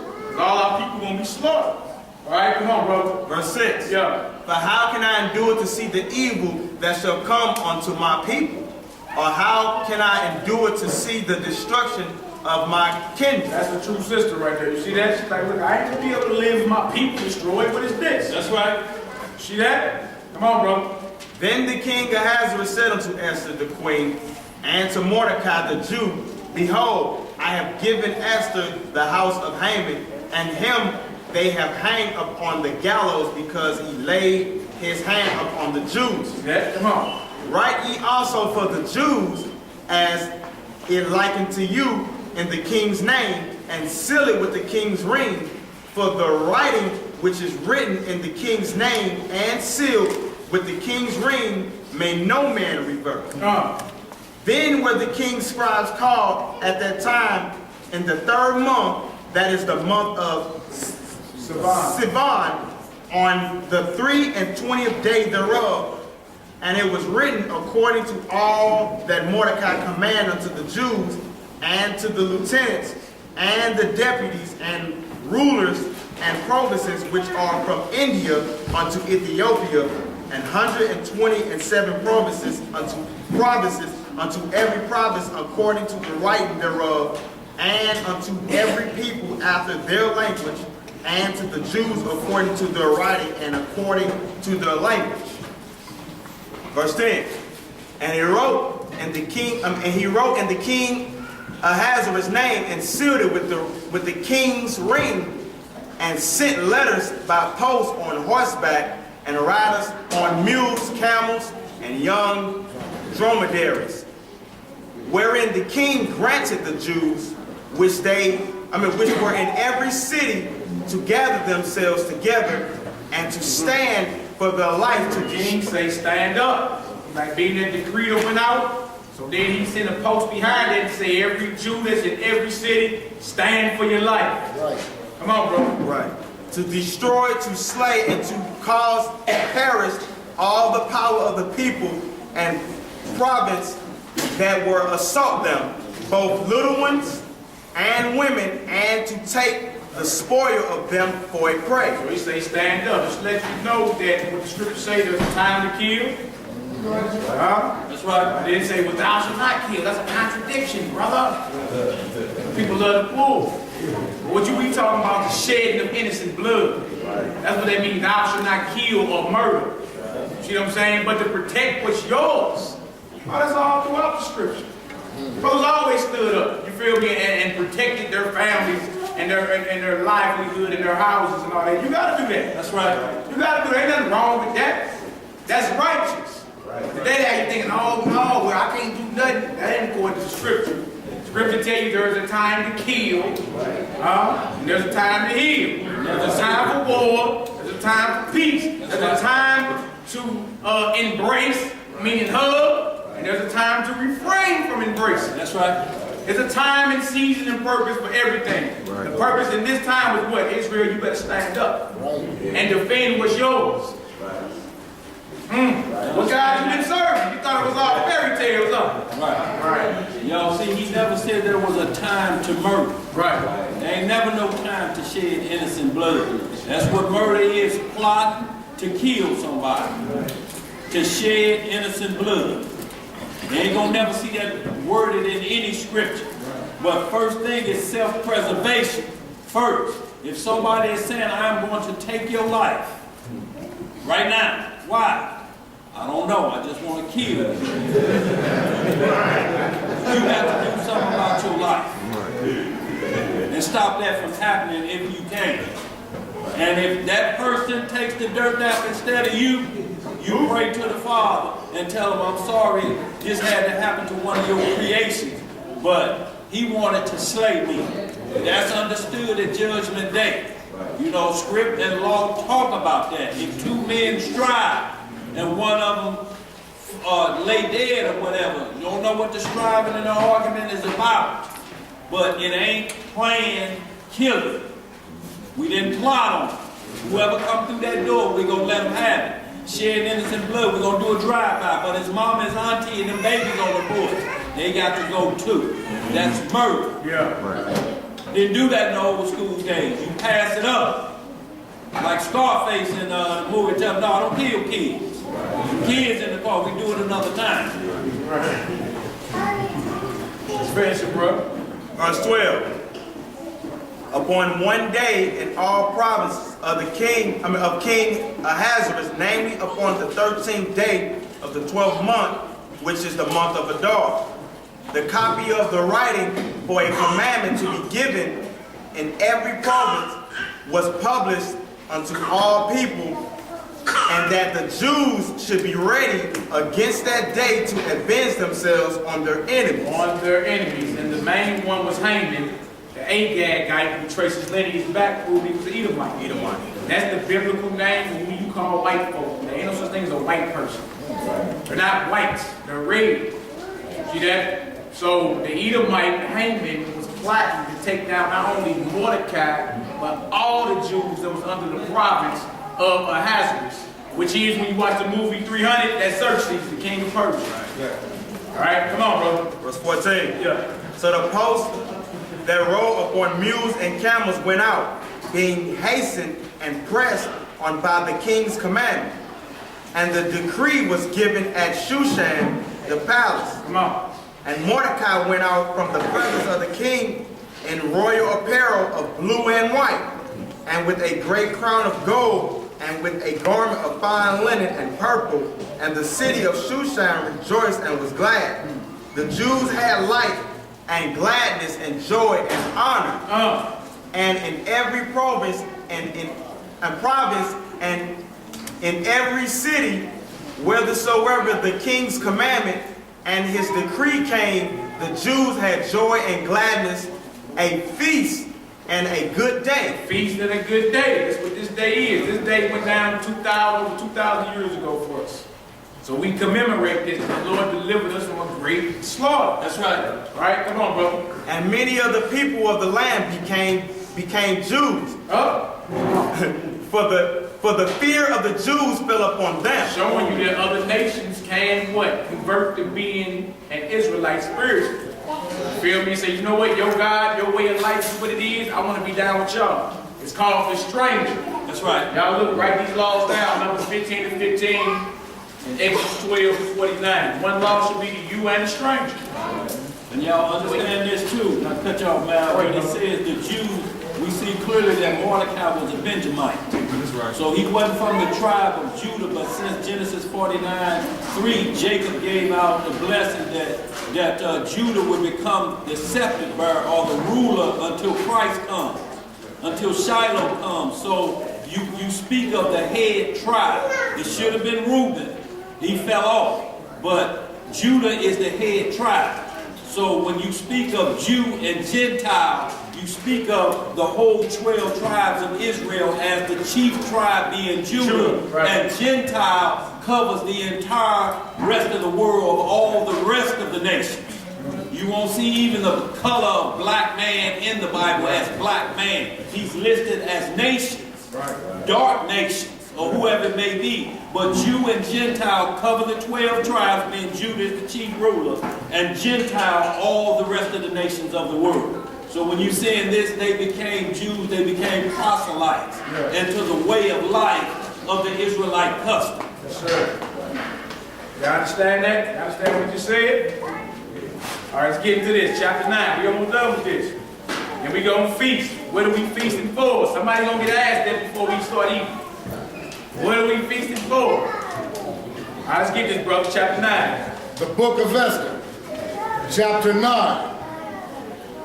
Now in the 12th month, that is, the month of Adar, on the 13th day of the same, when the king's commandment and his decree drew near to be put in execution, in the day that the enemies of the Jews hoped to have power over them, though it was turned to the contrary, that the Jews had rule over them, that hated them. That's prophecy, y'all. Y'all write down Isaiah 14. Y'all write that down.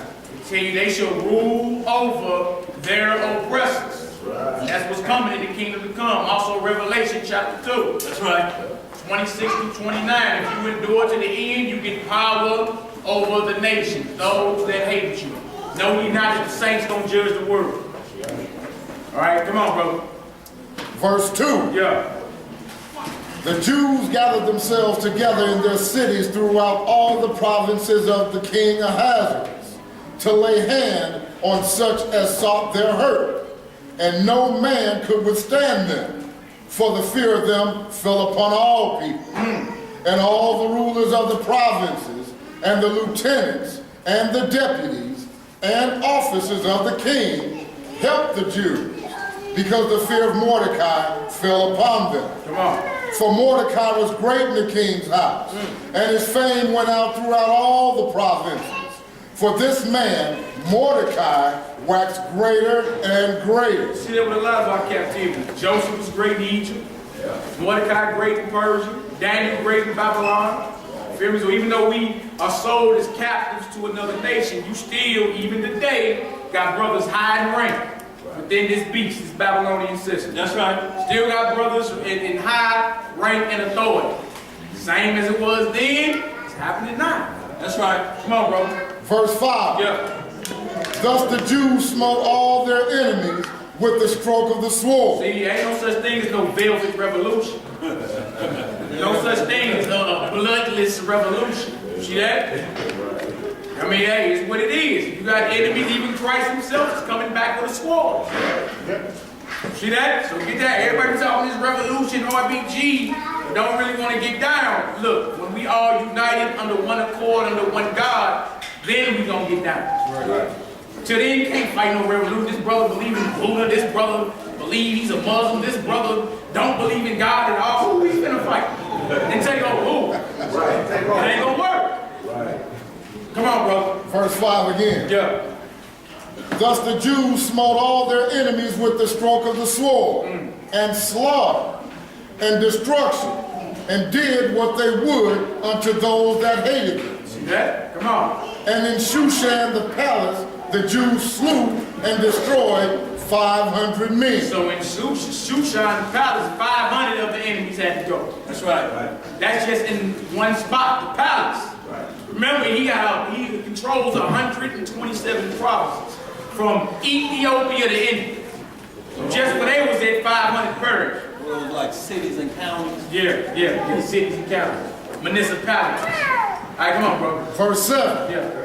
And Parshandatha, and Dalphon, and Aspatha, and Poratha, and Adalia, and Aridatha, and Parmashta, and Arisai, and Aridai, and Vajezatha. What you said, it's all good. It's all good. We don't speak the King's English, we understand. Verse 10. Right? The 10 sons of Haman. The 10 sons of Haman, the son of Hammedatha, the enemy of the Jews, slew they. But on the spoil laid they not their hand. So Haman's plot didn't only get him killed, but his sons as well. That's right.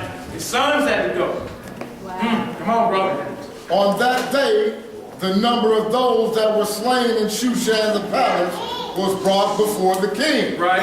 And the king said unto Esther the queen, the Jews have slain and destroyed 500 men in Shushan the palace, and 10 sons of Haman. What have they done in the rest of the king's province? Hey, look, y'all just been putting in some work where I'm at. 500 plus 10 sons of Haman. See that? What about everywhere else? Right. Remember these numbers. We got 510. I'll show y'all how the Lord get down. 500 plus 10. What about everything else? Come on. Now what is thy petition? And it shall be granted thee. Or what is thy request first? and it shall be done. Like, look, 500 people that died. You still got a petition. Come on, bro. Then said Esther, if it please the king, let it be granted to the Jews that are in Shushan to do morrow also according unto this day's decree. And let Haman's 10 sons be hanged upon the gallows. And the king commanded it so to be done. And the decree was given at Shushan, and they hanged Haman's 10 sons. For the Jews that were in Shushan gathered themselves together on the 14th day also of the month of Adar, and slew 300 men at Shushan. But on the day, pray they laid not on their hands. So we got 300 more the next day. Hey, I got a question. Sure, we seen here where Haman's 10 sons was just put all hung.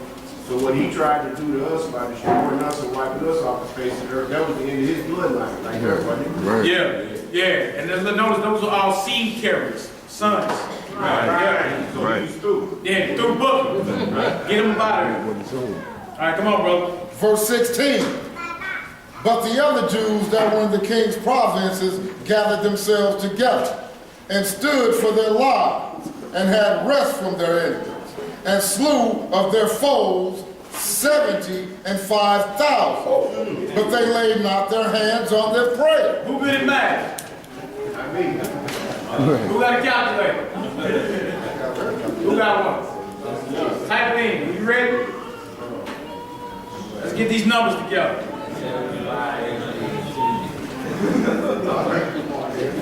Oh, yeah. Yeah, that's easy. It's 75,810. Calculator speed is That's what it is. Put the little, yeah, that's right. That's right. Let me write that figure up first. 75,810. 2 days of slaughter. All because one man was hating on one of the Israelites. You feel me? He had made gallows.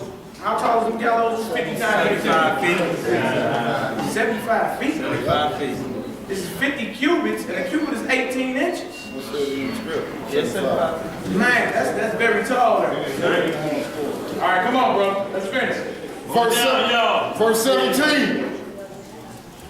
On the 13th day of the month Adar, and on the 14th day of the same, rested they, and made it a day of feasting and gladness.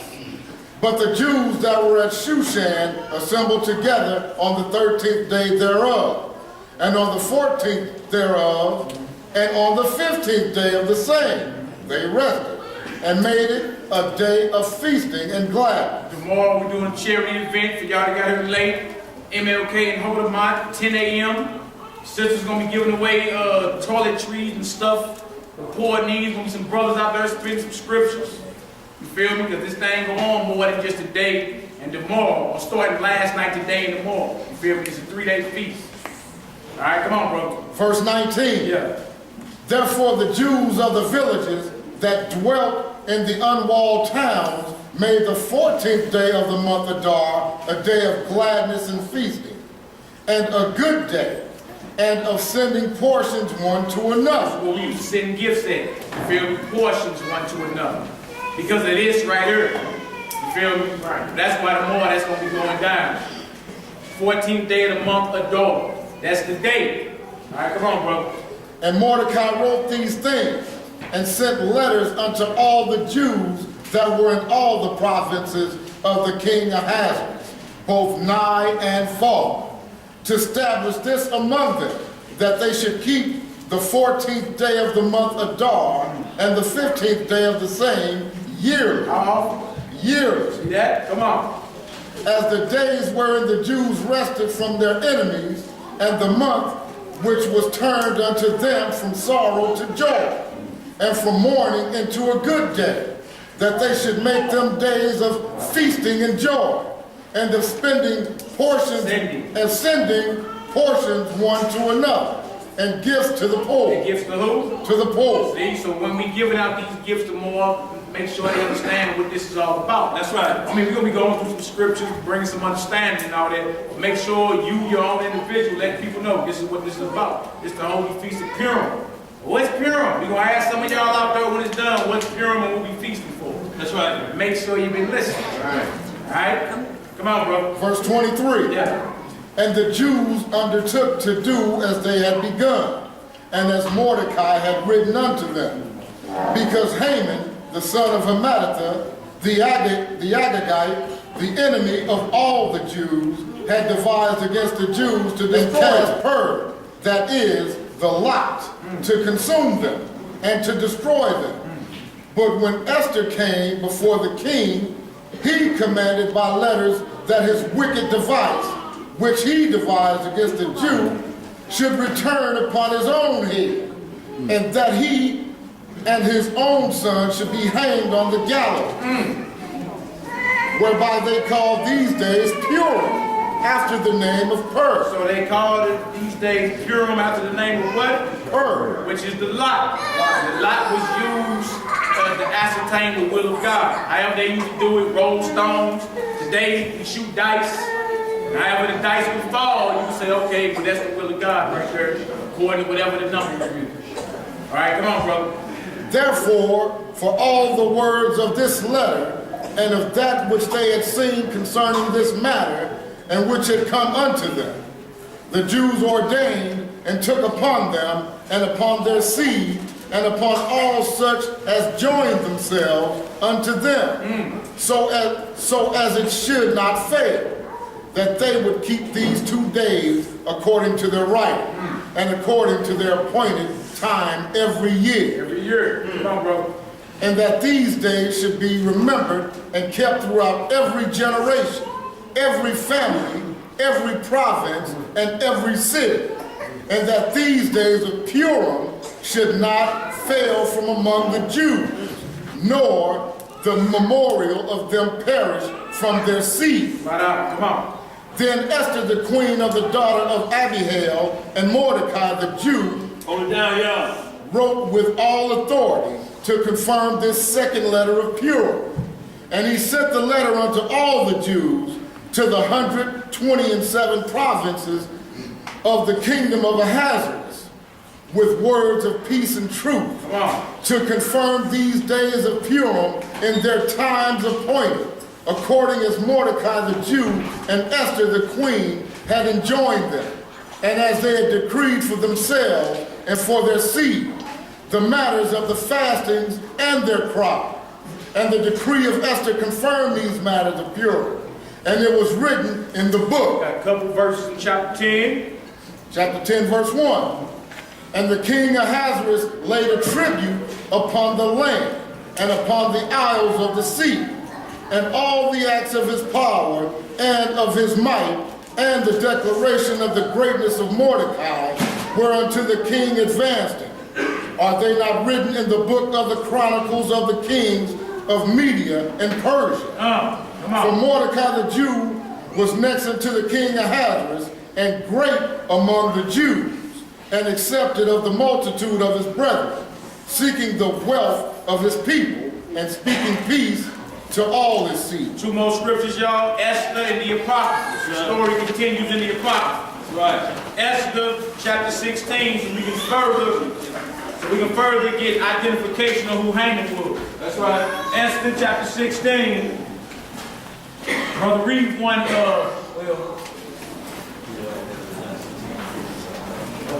like 5 to no, you ain't gotta go that far. 5 to 14. 5 to 15. Right, question, go ahead, sister. How can you learn about the months? Like, how do you know it's how you know when to celebrate Purim? How you know when to celebrate Purim? Yeah. 12th month. The first month come in when the new moon comes in next month. That's the first month. You got 12 months or 12 moons. A month comes from the word moon. That's in Sirach 43. Like 1 through 6, it tells you that the month is called after the moon's name. The moon has a 30-day cycle. That's right. It goes from new to full back to new. Right, so we've been counting the months since Passover. We in the 12th month. Where that board? We got a board over there too. But you count the moon since Passover, this is the 12th moon of the month. is halfway through that month. Hold down, y'all. Which is the 14th day. So our year is Hebrew start in the springtime. That's right. So when they come in was in April. The first month starts April, I believe, 1st. They do. April 1st is the first moon. That's our New Year. You hear brothers down here say Happy New Year. Right. You're like, wait, it's crazy. January is 4 months ago. But the real New Year starts in the spring when life is coming back to the world. That's right. Not in the dead middle of winter. See that? Go ahead, bro. That's why that's where the term April Fool's came up, because at first they were celebrating the New Year in April, but the Catholics and Hold down, y'all. they switched it to January. That's what we do April Fools, because they was calling fools because they were still bringing in the New Year in April. Right. Yeah. And then if you look right here in this Donovan, brother got it right here. The feast, read some of the names and the correlating months that go with it. Like, see that all the way down to March. So read some of them. And he in the Donovan Bible Dictionary, he looked up feasts. That's going to give you the months, the feasts, and the corresponding month as you know them today. Before I do, I'm going to read the definition of a bill. It says the pre-exilic name for the first month of the year. After the exile, the name was changed to Nisan. It fell about the time of our march in early April. So, right, you'll see the Bib and Nisan kind of right together, almost same thing, but the Passover is the same way because the Passover is actually two feasts in one. You have the actual Passover, the killing of the lamb, and then you have the Feast of Unleavened Bread. And they tie right in together.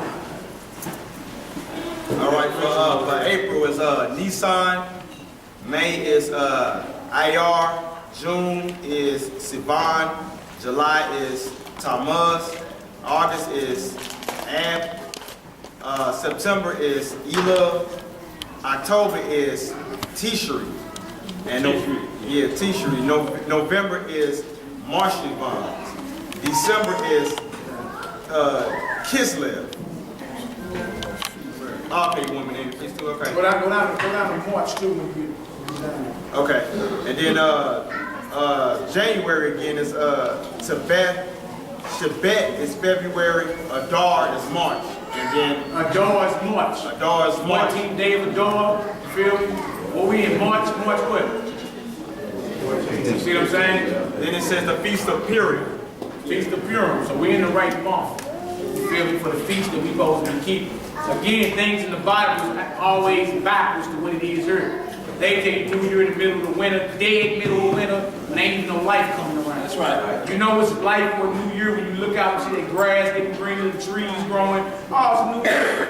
Feeling good, weather feeling good. You see what I'm saying? Happy New Year. All right? Also, in the Apocrypha, of course, as brother was stating, Sirach 43. Yeah. Verse 6, it says, he made the moon also to serve in her season for a declaration of times and a sign of the world. Verse 7. From the moon is the sign of feast. From the moon is what? From the moon is a sign of feast. You know what say, ain't seen you in many moons? Feel me? I won't say in the ancient world, even some of my old folk, ain't seen you in many moons because the moon has a 30-day cycle. So a whole month done went by. That's right. Or if it's been many moons, many months done went by, possibly years since you've seen somebody. So our forefathers, being able farmers, always knew when to plant, when to harvest, based off the course of the moon. Right. So it says, from the moon is a sign of feast, Yeah. a light that decreases in her perfection. It decreases in her perfection. Go ahead, bro. The month is called after her name. So month means what? Moon. Month means moon. That's right. Come on, bro. The month is called after her name, increasing wonderfully in her changing, being an instrument of the armies above, shining in the firmament of heaven. That's it for that. So y'all can understand what that moon is called, or we consider that the lunar calendar, or moon calendar that we go by all of our feast days. But the lunar calendar does not set the Sabbath day for us. The solar calendar sets the Sabbath day. So understand that there's two calendars, like we read in Genesis chapter 1, where it talk about he gave those two lights, both of them for signs, and we have to understand. The solar calendar keeps that 365 or 364.5 days every year. It rolls around the same exact time to make sure the Sabbath day fall every week. The seventh day of the what we would call our solar calendar year. If we went off the Sabbath day off of the lunar calendar, the Sabbath day would change just about every month.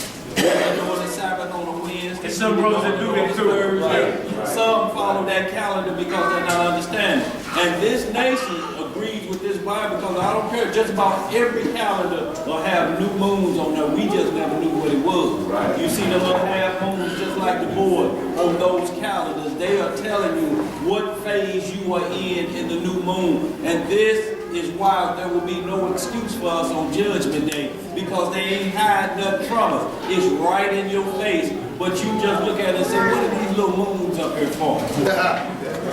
You know, you look at them like they Lucky Charms or a small.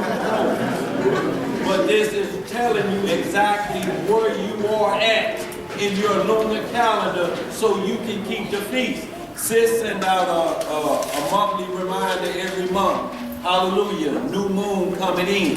And as he said, as it decreases, it gets more glorious because it's the new moon that brings in every cycle, and the new moon is the dark moon. See, we've been always thought that it was the full moon.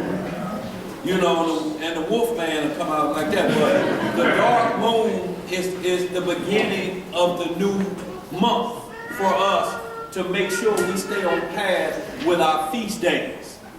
Y'all, so we want to be clear on the two calendar system within this Bible. Because also in the Joshua 10th chapter also we'll see that the sun stood still and the moon didn't move out of its place.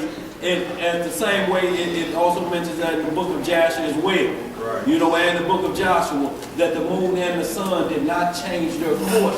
So you see both of them working hand in hand. Because in the lunar calendar, you may get 29 days.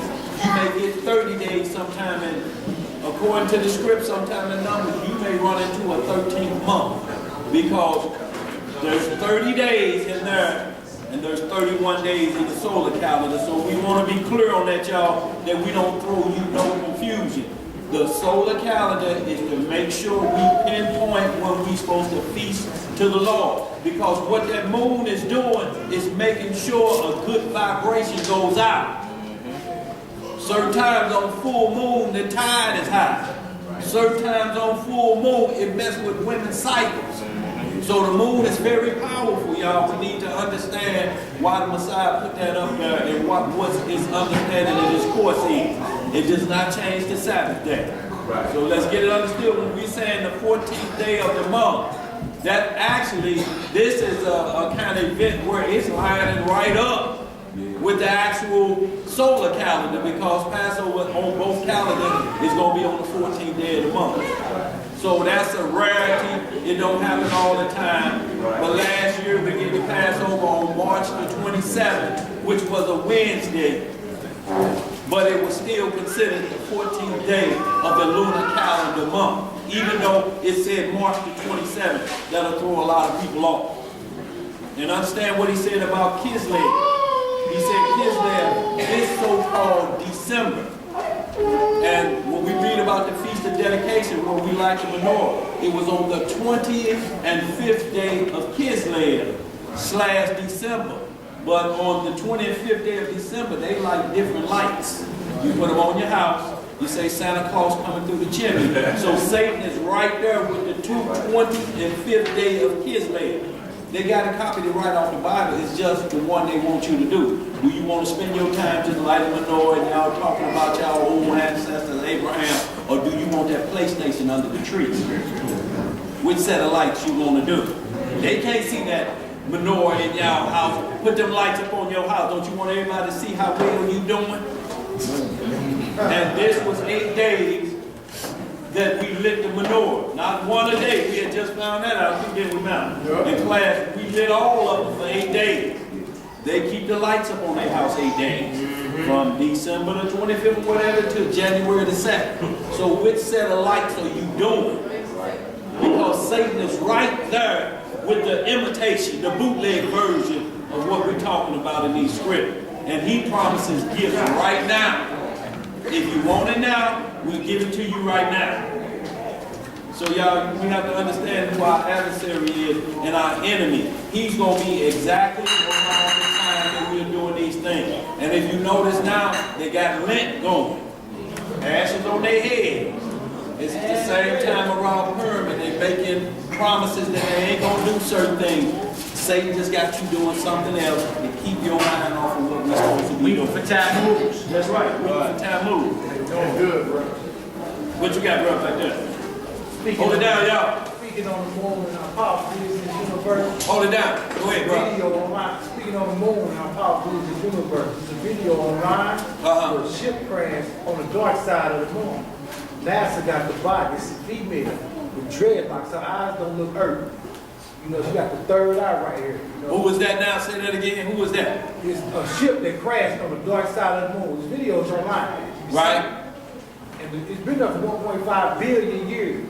It's a sister with dreadlocks. 1.5 billion years? Yes, sir. How do you measure that? Well, that's what they say. That's what they say. Oh, that's what they say. Okay. That's right.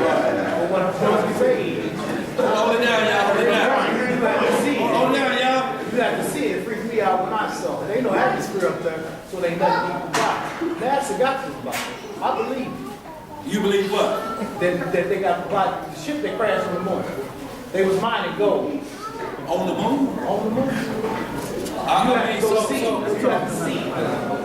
Okay, so we'll ride with you about that after class, but we understand right here because, see, hold it down, y'all. Everything that's taking place, hold it down, y'all. Hold it down, hold it down, y'all. Everything that's taking place with us from Genesis to Revelation, from this apocrypha, from the first chapter to last chapter, everything takes place on earth.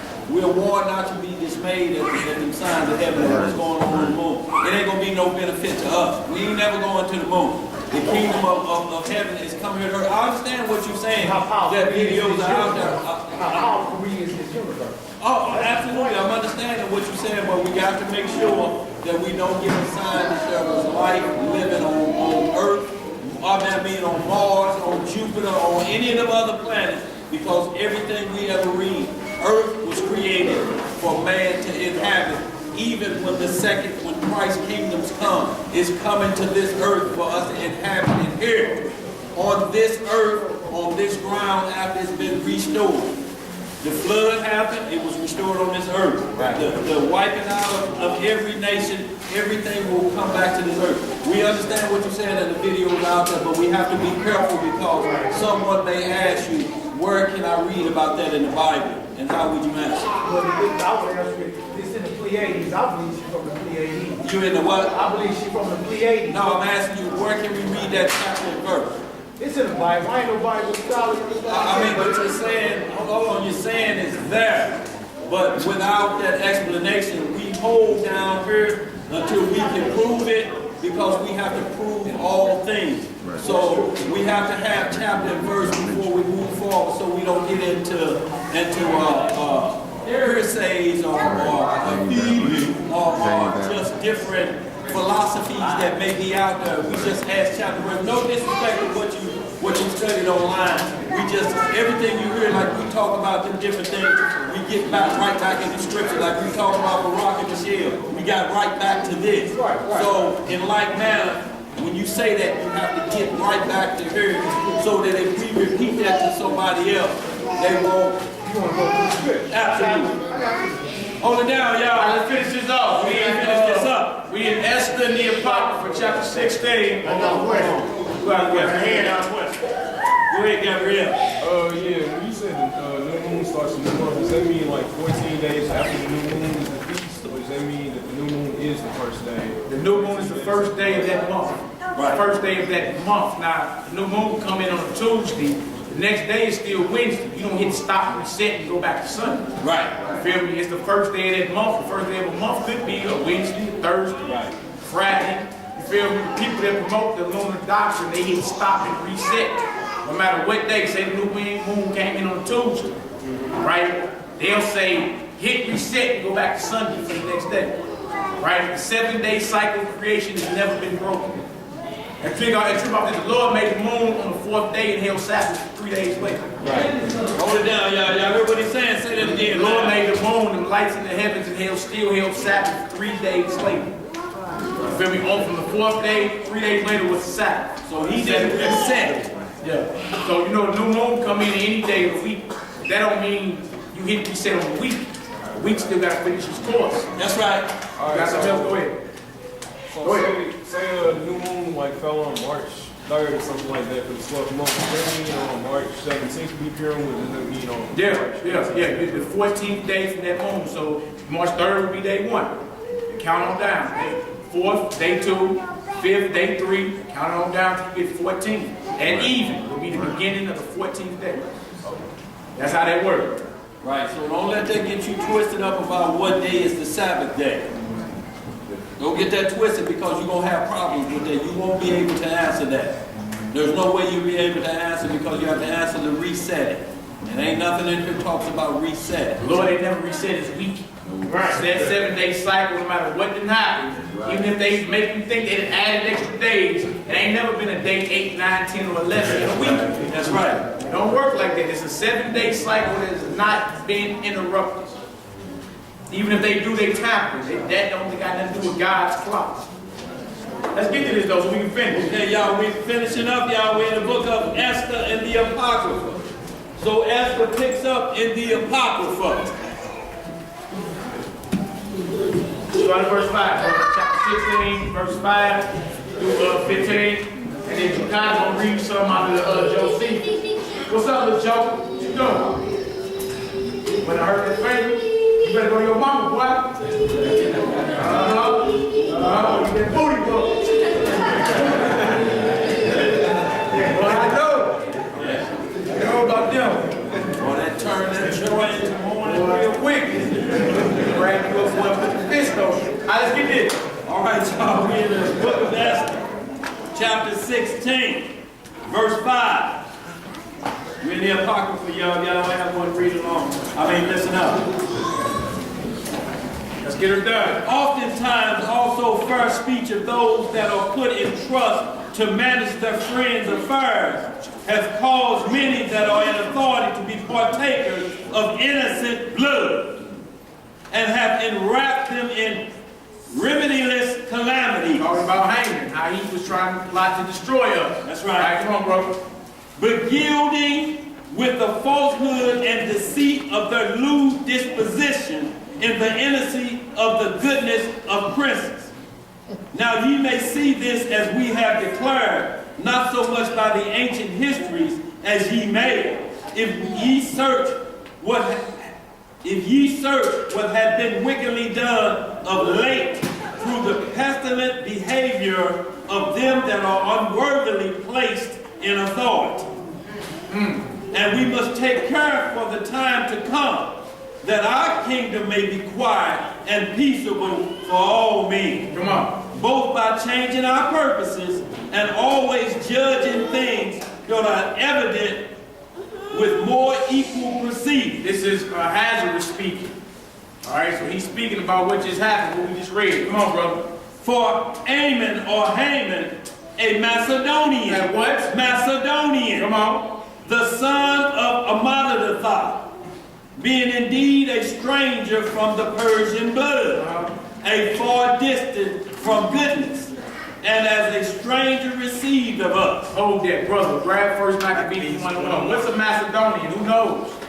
We didn't trace Haman down. Haman, the Agagite, son of Agag. Go to 1 Samuel 15. Agag was the king of Amalek. Who was Amalek? Go to 1 Chronicles 1, 35 to 36. You see Amalek was the son of Esau. We profess that the Edomites, or those of Esau, is the Caucasian race today. Greeks, Romans, all them. All right? Now, what is a Macedonian? Let's read. The book of 1 Maccabees, chapter 1, verse 1. We finna see. What's a Macedonian? Y'all. Come on, brother. And it happened after that Alexander, son of Philip, the Macedonian. No. The Macedonian. Whoever heard of Alexander the Greek? That's right. They talked about him in school, didn't they? It say Alexander, the son of Philip, the Macedonian. Right. You know who the Greeks are, don't you? Come on, brother. Who came out of the land of Chittim and had smitten Darius, king of the Persians and Medes. Because after the Persians failed, the Greeks took over. Right. That's what that movie 300 was about. The new 300 is about that too. Yep. The Greeks took the Persians down after so long a time. All right, come on, brother. That he reigned in his stead, instead the first over Greece. Alexander was the first king over the Greeks. It's the same thing we read about in the prophecy that Daniel saw in Daniel chapter 8. Daniel the 8th chapter. Yeah, Daniel the 8th chapter talks about what we read about right here. So y'all write down and read that. So the Macedonian or the Greeks showing you that this Haman, this guy that was in Persia, was a Greek. He was an Edomite, biblical name, but on this side you know him as a Greek. See, so that's the biblical. Now, how you know the Edomites or the Caucasians? All you gotta do is have the precepts together. That's right. And run it right on down. It'll show you that Haman the Agagite, son of Agag, who was the king of Amalek. Amalek is the son of Esau. So why is Haman in the Apocrypha called a Macedonian? Because the Edomites are who we know as the Greeks and Romans today. All right, come on, brother. We're back to the Apocrypha of Esther. Let's finish it off. Chapter 16, verse 11.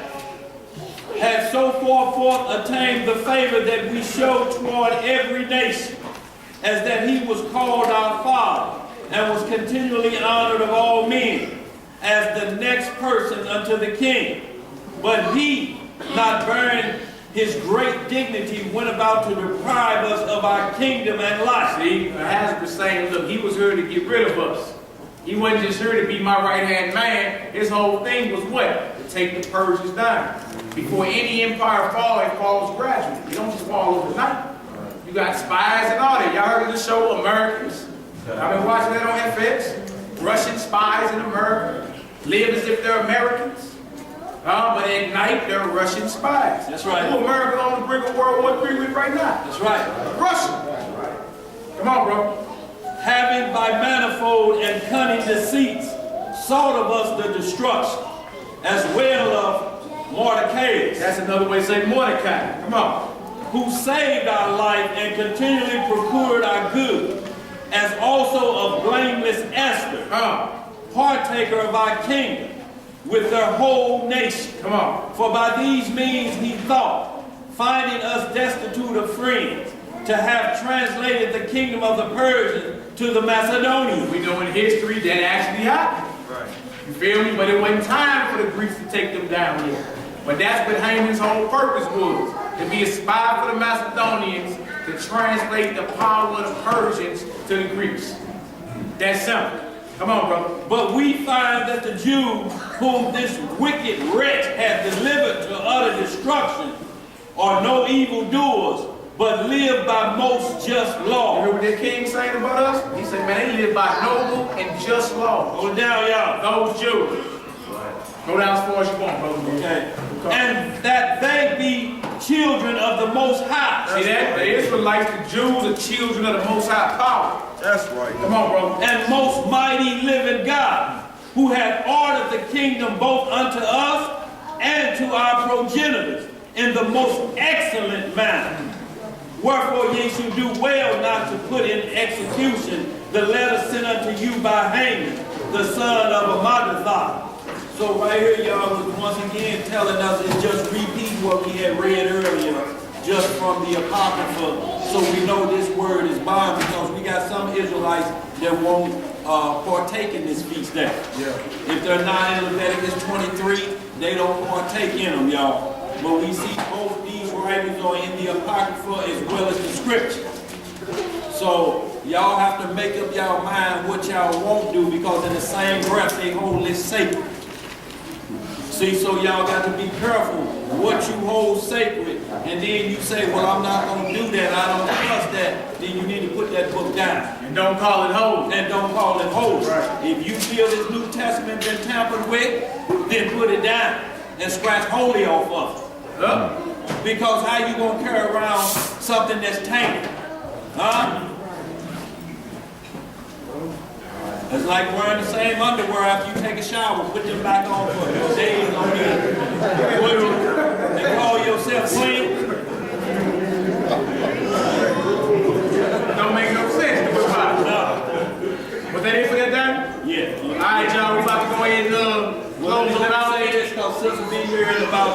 about 10 minutes out. We need to grab that picture too. Yeah, we need to go over that since brother's already paid for. But what I want to do while we have this time, Sister says she'll be here in less than 10 minutes, and what she's bringing is the other victual that we need. We got some yard bird already ordered from next door. Yeah. So we're going to pick that up. Somebody may go down and get that. But y'all, what we want to do is just this new thing that's going out. Brother Mal sent me is only a quick few scripts, and it's concerning the word Lucifer.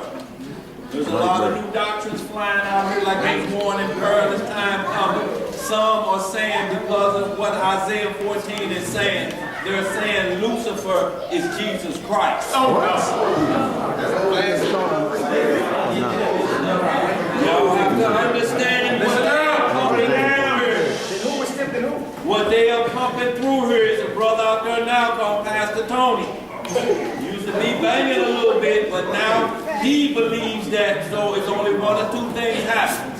Either he's joined the Masons or they are coming after his tax exempt status. One of the two. But y'all, what we want to understand is that what they were given is they start with Isaiah 14 because there is key words in there called morning star. This is the deal what they're using to try to confuse you. So when you hear Son of the Lucifer, morning. They say son of the morning. Son of the morning. So when you hear that, you think, and the way he put it together, if you didn't know these scriptures, you would be saying, show me. So y'all, we have to understand the term Lucifer that's only mentioned in these scriptures, one, because the true Hebrew name for it is Heliel, H-E-L-E-L. So what's happening is, when it talks about Lucifer, like Christ talks about anybody, any creation before they fell. He talks about Adam before he fell, you know, and fell to the dark side. He talks about Satan or Lucifer or that light bearer in his, when he was in his top of the chain and when he fell. So when you read Isaiah 14, this speaks of a light bearer that fell from iniquity. That light bearer can't compare to the light bearer that's Christ, who never failed, who never was cast out. But they will read that and they will tell you who did that happen to. But y'all, they stop reading after a certain point. So y'all, just until sis get here, just want to hit a little bit of that Isaiah and then go to Revelation chapter 22, verse 16 to let you definitely see the difference. Just like Christ is the chief prophet, just like Christ is the chief messenger, just like Christ is the chief priest, he is also the chief light bearer. And there's a separation between the two of them. He's the top angel. He's the angel of the captain of the host of the army of God. This is different from Gabriel, from Michael, from Raphael. He's above all of them in everything we do. He's atop of the chain of that. But if you're not paying attention, these charlatans will come in here and put that on you and have you thought. All it is the doctrine of Malachi York, who's doing 60 years in the penitentiary for having his way with little boys. So his doctrine, this is part of his doctrine. He mixed Egyptology, Hebrewism, Catholicism, Morism. He mixed about 200 different documents together. Malachi York, and you will hear this doctrine. Now the Masons understand that Lucifer is God, but they will say Christ is also. So they even acknowledge that Christ is also a God in that doctrine, but they don't look at him as the boogeyman. So just wanted to read a little bit of that Isaiah 14 and then take you into Revelation and then Job 38, so you see that the sons of God, you know, when it's bringing this, or the stars of however they're trying to mix and match this. And just that Luke 17, when I saw him cast down as lightning, you don't get mixed up and think Isaiah 14 is talking about Isaiah 53. There are two different things about the light bearer. And also 1 Corinthians 15:51 says Satan is also masquerading as what? An angel of light. So y'all, we have to be extra careful because somebody you may have been looking at on YouTube and say, he on point. May go left field on you in a minute. Right. Stick with these scriptures, y'all. Stick with it. Cat named Tony Smith. I think he out of Philadelphia or whatever. You get on YouTube, type in Tony Smith and Lucifer. Right. And y'all watch how he does that, but he won't keep reading. He stops right at the key points that will separate which light bearer this is being passed down.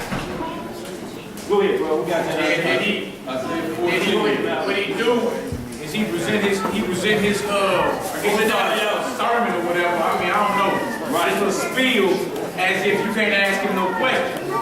He know y'all back there, y'all listening up. He looks as if you better not ask him no question. I ain't looking for a scholar. Yeah, rocking back and forth, and you feel me? But all he had to do was keep reading. It would have cut his whole doctrine. That's right. We need that Luke 10 as well. Yes, bro. sir. Christ cleared it right up. Thank you, Who he got in. Isaiah chapter 14 is where we got here, y'all. We just gonna read this. Sister's right here. She'll be pulling up very short. Okay. Isaiah chapter 14, verse 9.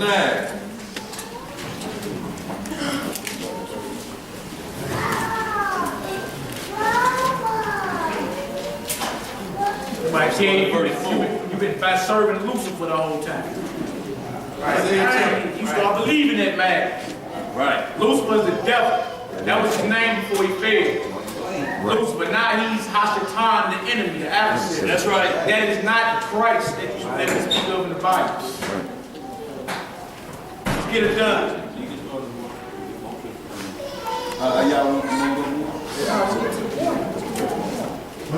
Right here, because he talk about the hell room. Right.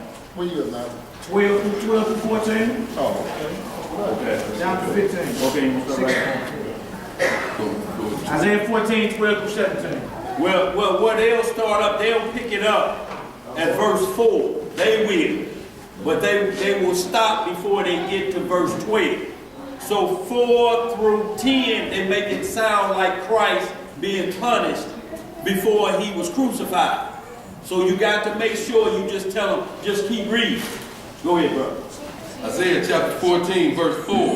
No, go ahead, just start there, brother.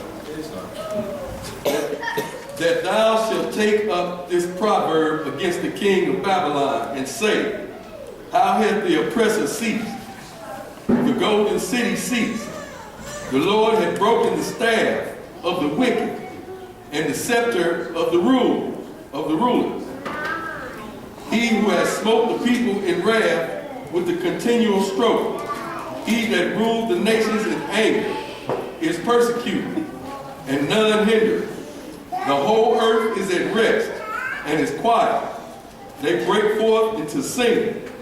Yeah, the fir trees rejoice at thee, and the cedars of Lebanon, saying, since thou art laid down, no filler is come up against us. No filler is come up against us. Okay, What you see? Come on, brother. Yeah. Go ahead, brother. Hell from beneath is moved for thee to meet thee at thy coming.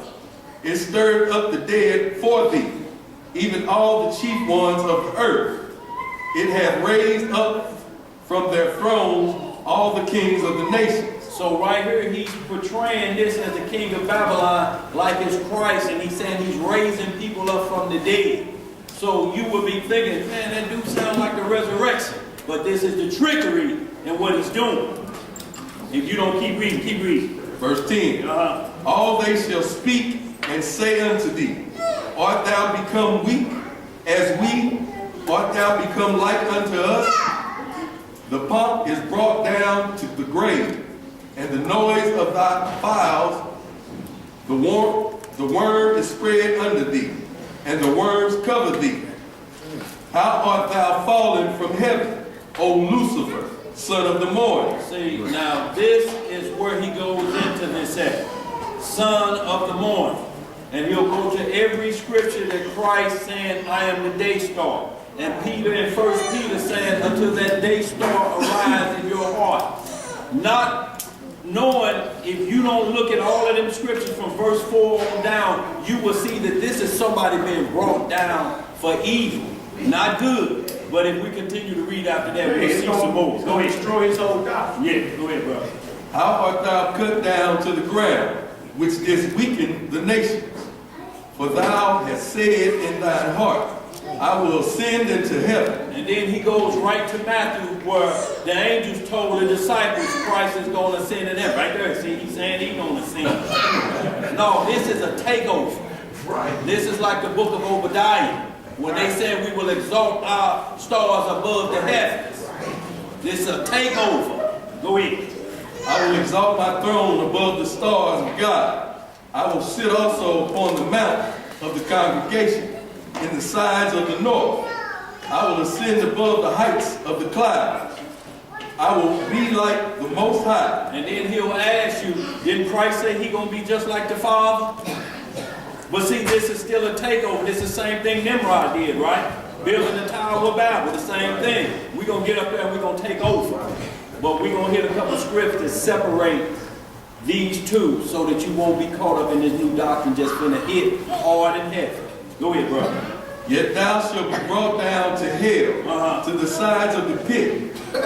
They that see thee shall narrowly look upon thee, and consider thee, saying, is this the man that had made the earth to tremble, that did shake kingdoms? So right here, this separates Christ from Lucifer in that sense, or Satan the devil, because this is talking about this. If you even look at this is talking about after, if Christ weakened the neck, that was the second coming. He ain't going to be brought down and you questioning him about bringing down the kingdom, then you talking to him like that wasn't no task and nothing. No, it's moving forward. The doctrine of his Father. No, it ain't going to be talked about like an afterthought. Lucifer is an afterthought. Right. Go ahead. That made the world as the wilderness, and destroyed the cities thereof, that opened not the house of his prison. See, Isaiah 53 say everything opposite of this about Christ. And he said he comes to set forward the captive. That's right. To proclaim liberty to the captive. That's right. Come on, brother. All the kings of the nations, even all of them, lie in glory, everyone in his own house. What 19 say? But thou art cast out of thy grave like an abominable branch. What kind of branch? Abominable branch. So we know this can't be talking about Christ. He's not the abominable branch. See, and when he's cast, we'll hit that revelation to so you'll understand the difference of where Christ comes from and where this beast comes from. Go ahead. And as the remnant of those that are slain, thrust through with the sword, that go down to the stones of the pit, as the carcass trodden under feet, thou shalt not be joined with them in burial, because thou hast destroyed thy land and slain thy people. The seed of evildoers shall never be renowned. See the evildoers. Right. What verse 21 say? Prepare slaughter for his children. Do what? Prepare slaughter for his children. Prepare slaughter for his children. Yeah, those is doing the will of them. Come on, brother. For the iniquity of their fathers, that they do not rise, nor possess the land, nor fill the face of the world with cities. For I will rise up against them, says the Lord of hosts, and cut off from Babylon the name, the remembrance, the remnant and son and nephew. Come on, says the Lord. I will also make it a possession for a bitter and pools of water, and I will sweep it with the bosom of destruction, says the Lord of hosts. See that? Yeah. Sweep it with the bosom of destruction. Save who? The Lord of hosts. Lord of hosts. We can hold that now, y'all. Just from that understanding, you see that this, or whoever this light bearer is caught down and thrown down because of his transgressions. Right. Even though Lucifer, who we now call Satan, the devil, and the adversary, that old serpent, did hold a lofty position till pride got next to him. You know, and that same pride has got next to men in this nation today. You got one over in the Demona Desert now. Want to take the throne of the Lord and call himself the Messiah and the Father. Had one in Florida calling him Jim Jones, calling himself that. So all happening to, this is explaining about Lucifer, everybody that chased this same dream of going up and taking over the throne of the Father, gonna have the same problem. You're gonna be cast down into the ground. So just get a little bit of Ezekiel 28:12. And we're going to see what Lucifer's position, Satan, the devil, the light bearer who was, but was cast out of heaven. Hit that loop. Just that revelation, y'all, and then we'll understand the difference. Because what they're going to put on you is the morning star. That's the key word. Ezekiel 28, verse 12. Son of man.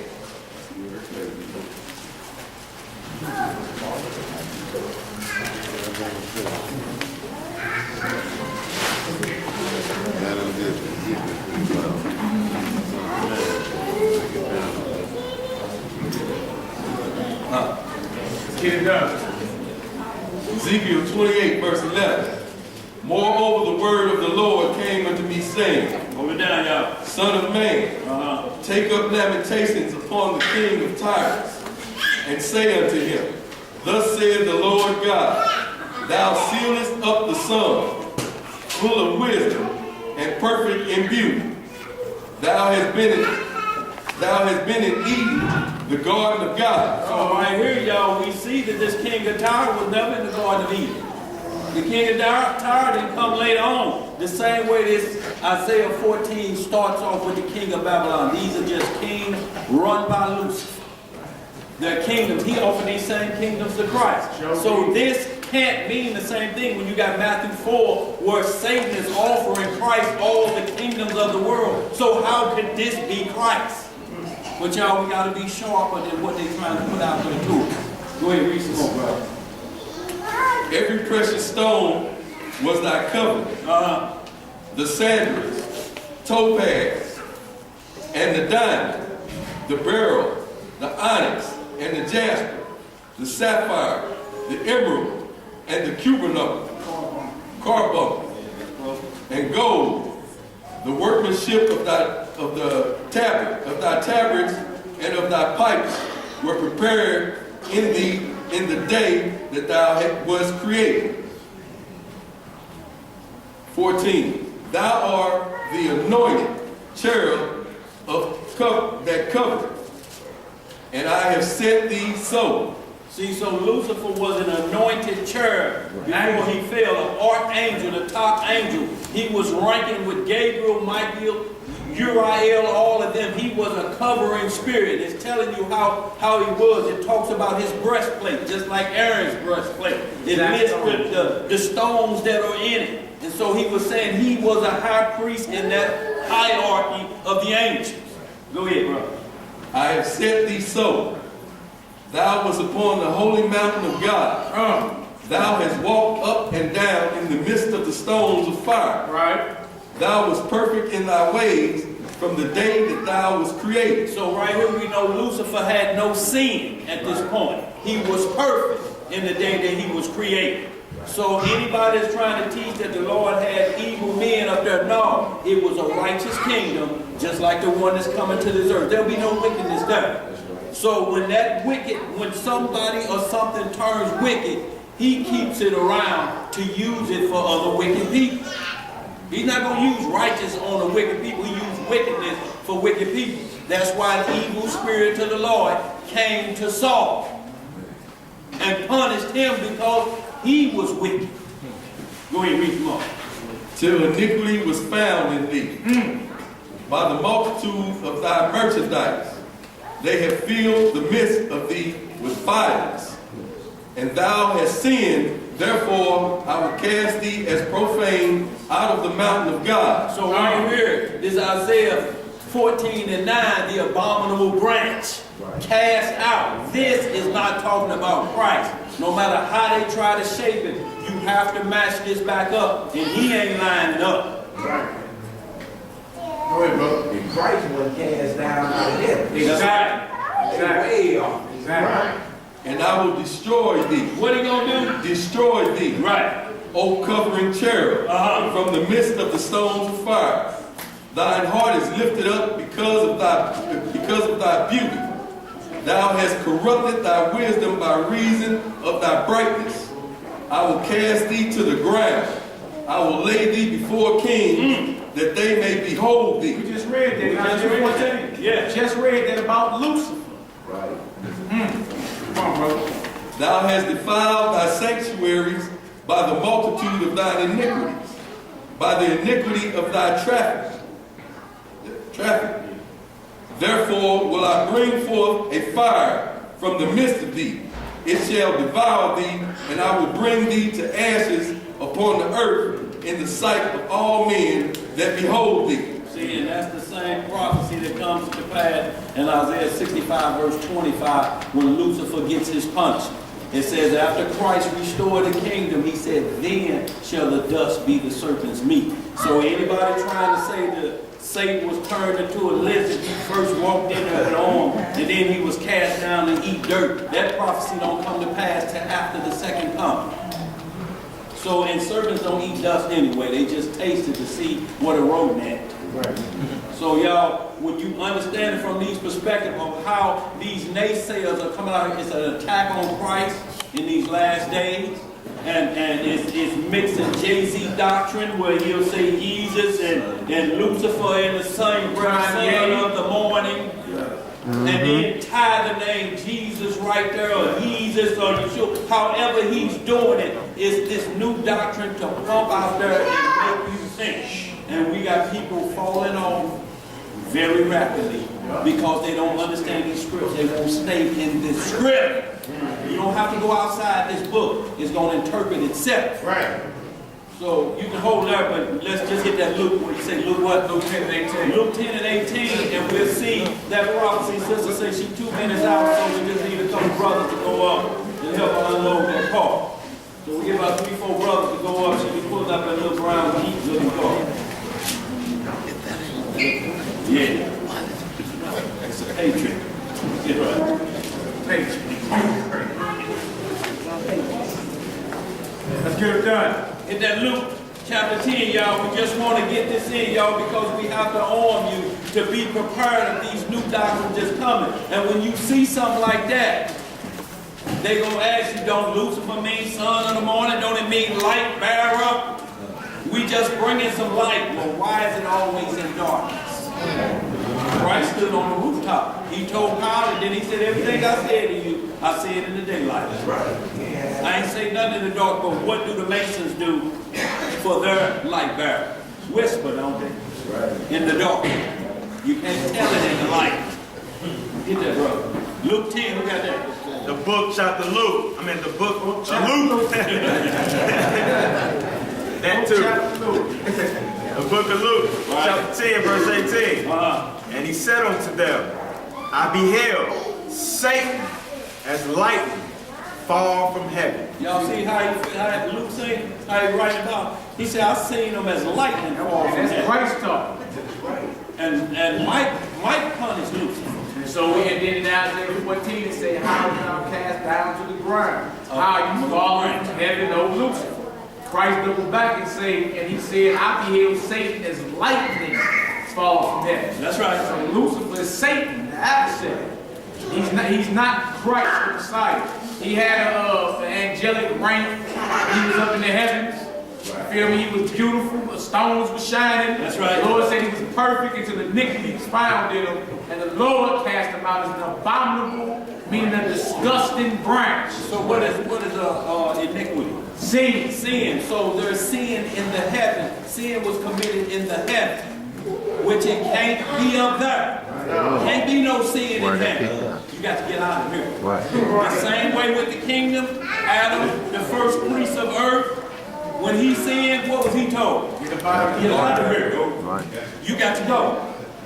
And the same way in the kingdom, when we read 1 Corinthians 6 and 9, it tells you what cannot dwell in the kingdom. No unrighteousness. So y'all, we want to make that clear. Yeah, you can read a little bit more than we good. Let's go. Let's hit this Revelation 9. We're going to hit these couple, y'all, and then we'll get started to get things set up. And while we wait on them to bring it in, we're going to talk about the Passover and the tickets. And y'all, we need to give shouts out to Sister Shabbat. We'll talk about that right after we hit these last few scriptures. And may the Lord have mercy on our little sister soul. That's right. They already wasn't able to make it. Our little sister had a funeral this morning right down the street. May the Lord have mercy on our sister's soul. May one day we be able to find worthy to enter into their kingdom. That's right. Go ahead, brother. Read that. Revelation chapter 9. And y'all make sure y'all read Job 38 and 7. Just start about here, verse 1. And yeah, just 1 down to, that's good. Yeah. 1 through, I ain't gonna read all of that. Down to 11 is what I want to do because it explains the bottom of this guy. So y'all, this again is a cast it out, and then we're going to just hit Revelation 12, and the last one, Revelation 22. When it sees Christ, there's going to be a separation between Christ and the morning stars.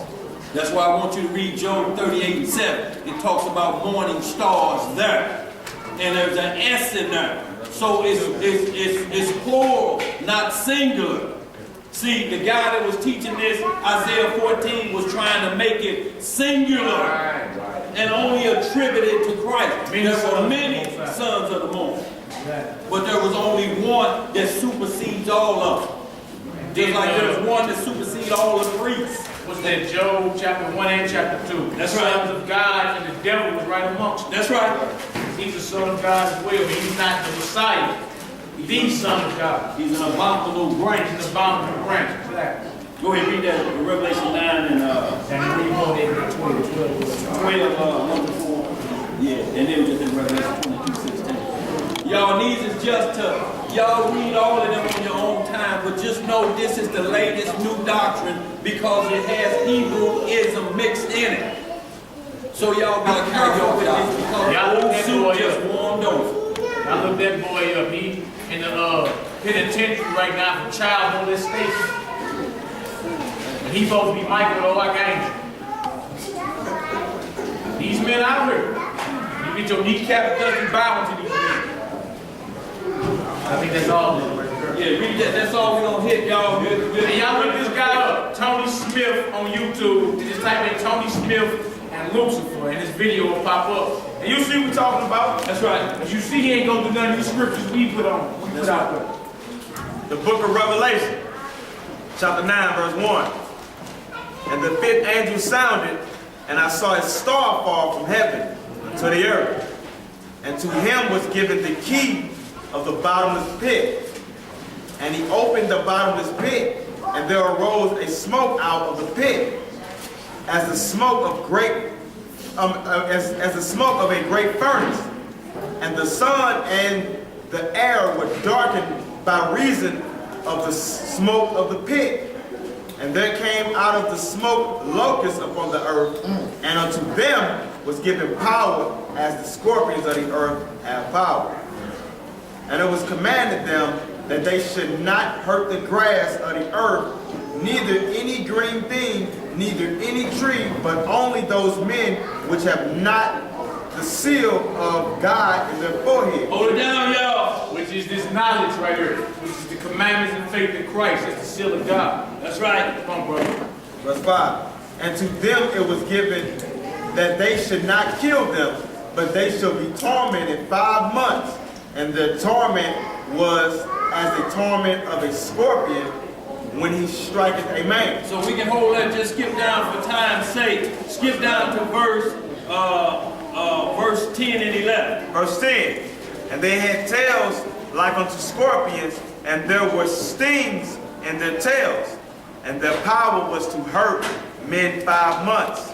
And they had a king over them, which is the angel of the bottomless pit, whose name in the Hebrew tongue is Abaddon. Is what? It's Abaddon. But in the Greek tongue hath his name Apollyon. So right here, y'all, for anybody that do that talk of what they can't stand because Jesus is written in the Bible, which is only the English translation of Joshua, which is the Hebrew translation of Yeshua, which is the translation meaning salvation. So they'll say, even though you cross languages, the name would never change. But right here, we just see the name change of the one in the bottomless pit. What is his name in the Hebrew? Abaddon. And what is his name in the Greek? Apollyon. So it changed, right? But what is that same character called? The king of the bottomless pit. The king of the bottomless pit. I don't care what you name him. I don't care what language he go into, he's still that scoundrel. So hit that Revelation 12 and 4. Yeah. And y'all, we see again Lucifer cast down there. We hit this Revelation 22 and 16. And I just need to mention some things about the Passover before we start feasting, because we get lost. Chapter 12, verse 1. And there appeared a great wonder in heaven. What was the one that? In heaven, a woman clothed with the sun, and the moon under her feet, and upon her head a crown of 12 stars.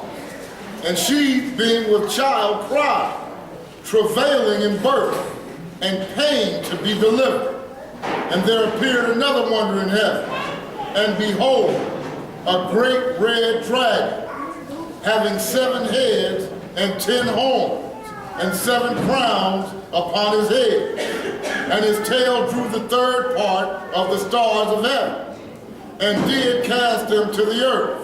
And the dragon stood before the woman, which was ready to be delivered, for to devour her child as soon as it was born. So you see right here, that tells you a third part of the stars or take away. And what I mean by that, they'll say, well, we don't trust the New Testament. Take that out. Well, we got another book by some rabbis in the Talmud that say this. So no, we don't want to hear that. Y'all be extra careful and be not deceived. So let me just talk about the Passover a little bit, because that's coming up. They get that straight. Y'all, we're going to feast in just a second. Passover, Monday, April the 14th. We send out everybody aware of the location. Everybody aware of the location. Can't hear you.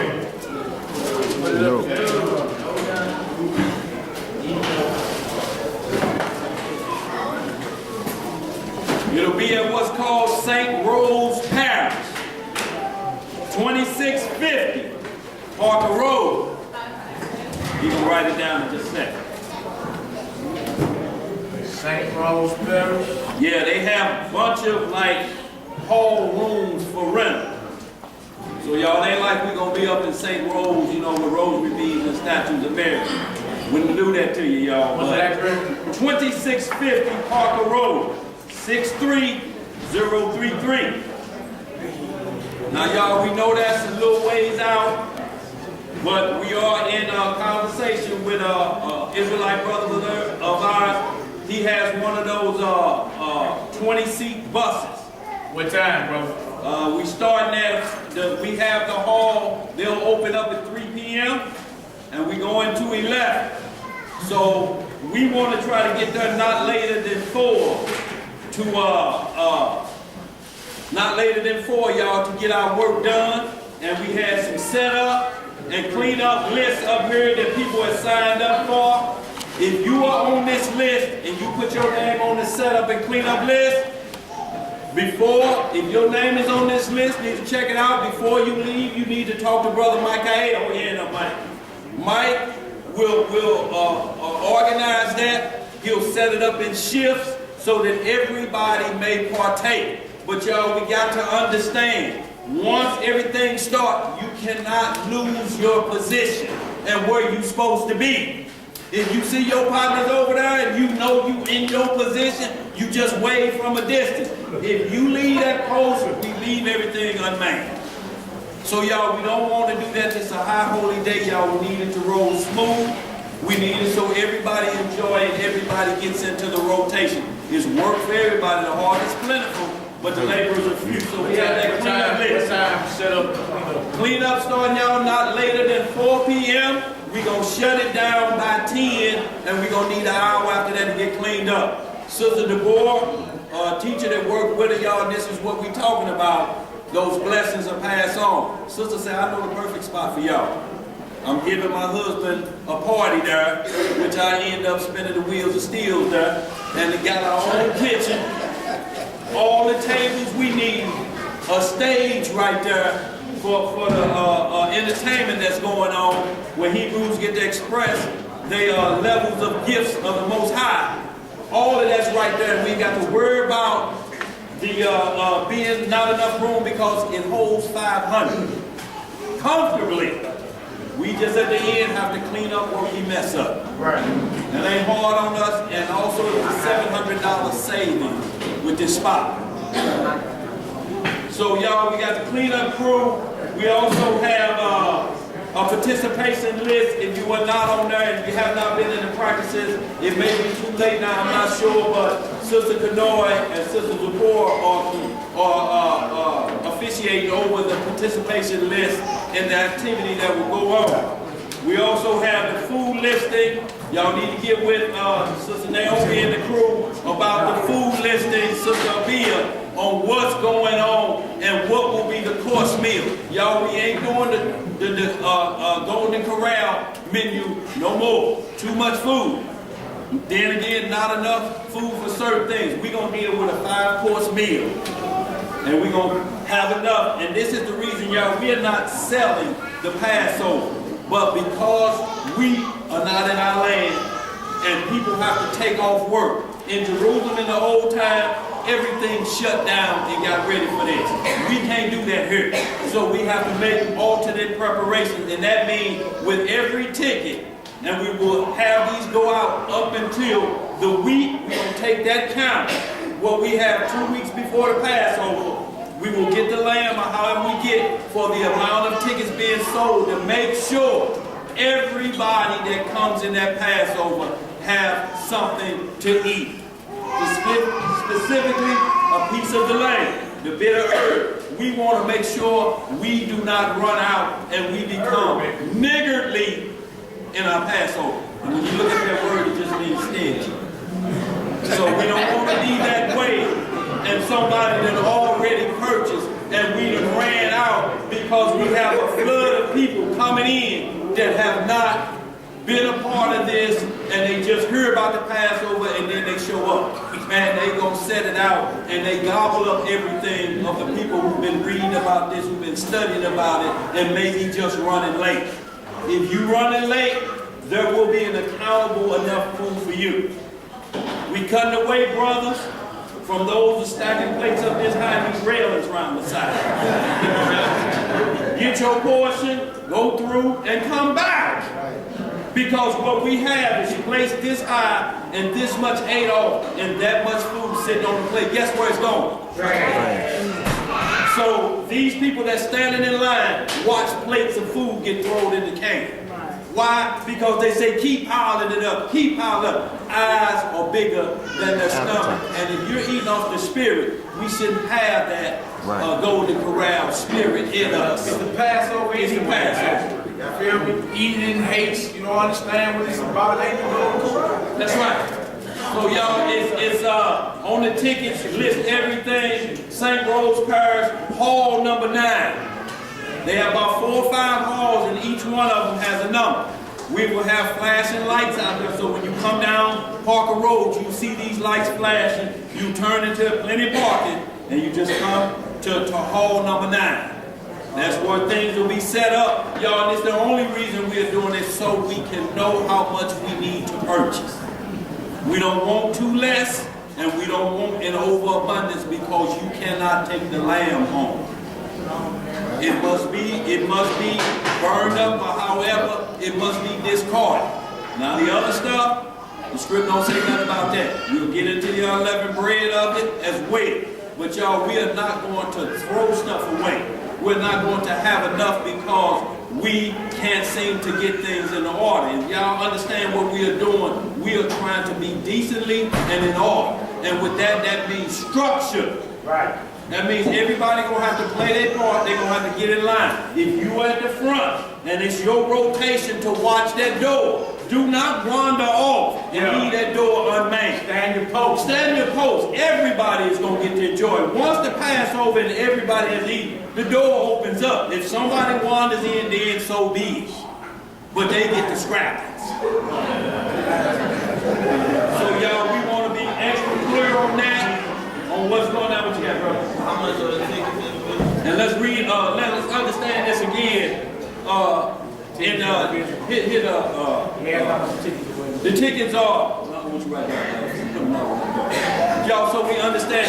Hit Exodus 12, 1:4. There's something very important in here, y'all, concerning these tickets, because sometimes it may seem like somebody's paying more than the other person, or sometimes it may look like this person is getting a whole lot with what he's done. It's the Passover, y'all. This is what we have to understand. It's a sharing of what we have to our less fortunate brothers, to the ones who care, who are in a better position. That's what it's for. We're not taxing anybody to pay more and then this person is getting off scot-free. No, it's Passovers out here with them boys out of New York, $1,500. Right. Until the Passover. Yeah. And you getting a host of pentagrams and Holy Spirit awards from this boy that called himself the Holy Spirit here on earth. And he got action figure dolls in the store. And you got to give offers. Right. Bring offers too. So y'all, this is the deal. I just want to read that Exodus 12 and then I'm explain the ticket so we understand the ticket. Go ahead and read that Exodus 12, 1 through 5. And this is just talking about the lamb, y'all, and the purchase of the lamb. Go ahead, bro. The book of Exodus, chapter 12, verse 1. What it say? Hold it down, y'all. And the Lord spake unto Moses and Aaron in the land of Egypt, saying, this month shall be unto you the beginning of months. See, that's the beginning of months. Go ahead.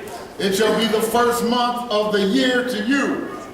Speak ye unto all the congregation of Israel, saying, in the 10th day of this month, they shall take to them every man a lamb, according to the house of their fathers, a lamb for an house. And if the household be too little for the lamb, let him and his neighbor next unto his house take it, according to the number of the souls. Every man, according to his eating, shall make your count for the lamb. So right here it says if the house be too little for the lamb, meaning that it's only 2 people in this household, or you got 3. So I don't have enough people, but y'all saying the tickets are $20 for a couple, that's male and female, or a mother and a son, a father and a daughter. However it is, we want to make that absolutely clear. We'll be cast out. Right. $20 for 2 tickets. Now, if you have a family up to 5, and what we're talking about is not lap children. We're talking about children that can sit at the table and eat and know how to eat their own meal. 5 of that family members is $40. Sometimes people have 3 and they may have 4. And a lot of times they say, leave that in there for the other families that may be short. Because when we ask about this participation list and cleanup list, we are saying if there is a reason the funds are short, jobs are cut off, money tight, y'all, come up there, give us some elbow grease, and that overage will cover you. So it ain't like you get nothing free, or you got to make sure you're not holding your 20 back for something else later on and say, I'll just come up there and I'll move the cooler around and then I'm back over here and I'm eating, and that's what I'm doing. Y'all, we hoping your heart is in the right place about this and you're not trying to hustle up. Off the beach, the Passover. It's the Passover. So 20 for the couple, both male and female, or a child or whoever you may have with you that you're bringing. $40 for a family of 5. Now, if you have 6, 7, and 8 in that family, it's an additional $5 per family member. So y'all, we ain't killing nobody. You can't eat like that for these prices. So it ain't about money, y'all. We trying to rush money. We want you to enjoy. So those who may have a family of 4 or 3, and they say, give that to the extra, we already seen that. Already we've had a well, I shouldn't say who it was, but helped us out tremendously with a nice donation to make sure everybody gets in there. But y'all, when we say participation and your name is on here, if you are wandering off and Mike has set where you need to be before your time is up, you here for games and playing. So y'all, that's what we want to get straight. Now, if you only have 3 and the 40 is there, what we ask is that we'll hold those other 3 for you. You may ask somebody else to come. But the whole deal is whoever you invite, please explain to them what this feast day is about. Explain to them this is the Lord's Passover. We're going to hit Old and New Testament scripture, how it applies to our Messiah. And they got to understand, if you take one bite of that food and you don't believe what we talking about, you are bringing damnation on yourself. We ain't passing out no curse, but we are giving you the instructions. So after they hear, that's why we reread before the feast. After they hear it, they say, I heard what y'all said, but I'm not going to partake. I'm up. Then we readily accept that. But if you giving somebody a contest, no, dog. See, y'all Easter feast ain't gonna be nothing like this, dog. You need to come to the Passover, but we gonna show you how to get down. And you are dragging people here about some contests of different feasts that go on at different churches. Don't do it. That blood on your hands. Please don't do it. Let them know what they come and give them the choice to make. And if they don't believe it and still eat, that blood ain't on you. So y'all, anybody got any questions about the tickets at all? Any questions about it? Okay. So y'all, we'll get that going. So we get these prayers going. So we get this prayer going. Anybody got anything else to say before we get this prayer going and get ready for this feast, y'all, we got going here? Hold on.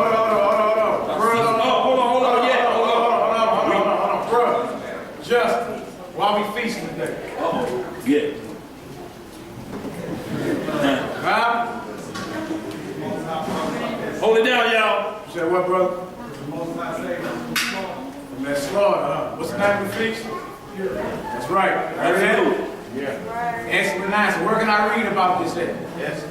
Man, don't give me answer. You know we made it all day. Look at us. That's what it do. What's up, bro? Wait, where is Esther found at? No, and what set of books? Bible. And where else? Thank you, y'all. So that's what we talking about, y'all. We will quiz the crowd like that just to make sure everybody is listening to what's going on, y'all, because this is what we want. Hold it down, y'all. This is what we trying to get rid of. You just here to eat physically. If you ain't ready to spread forth seed in the spiritual doctrine and fill them up on the spiritual, man shall not live by bread alone.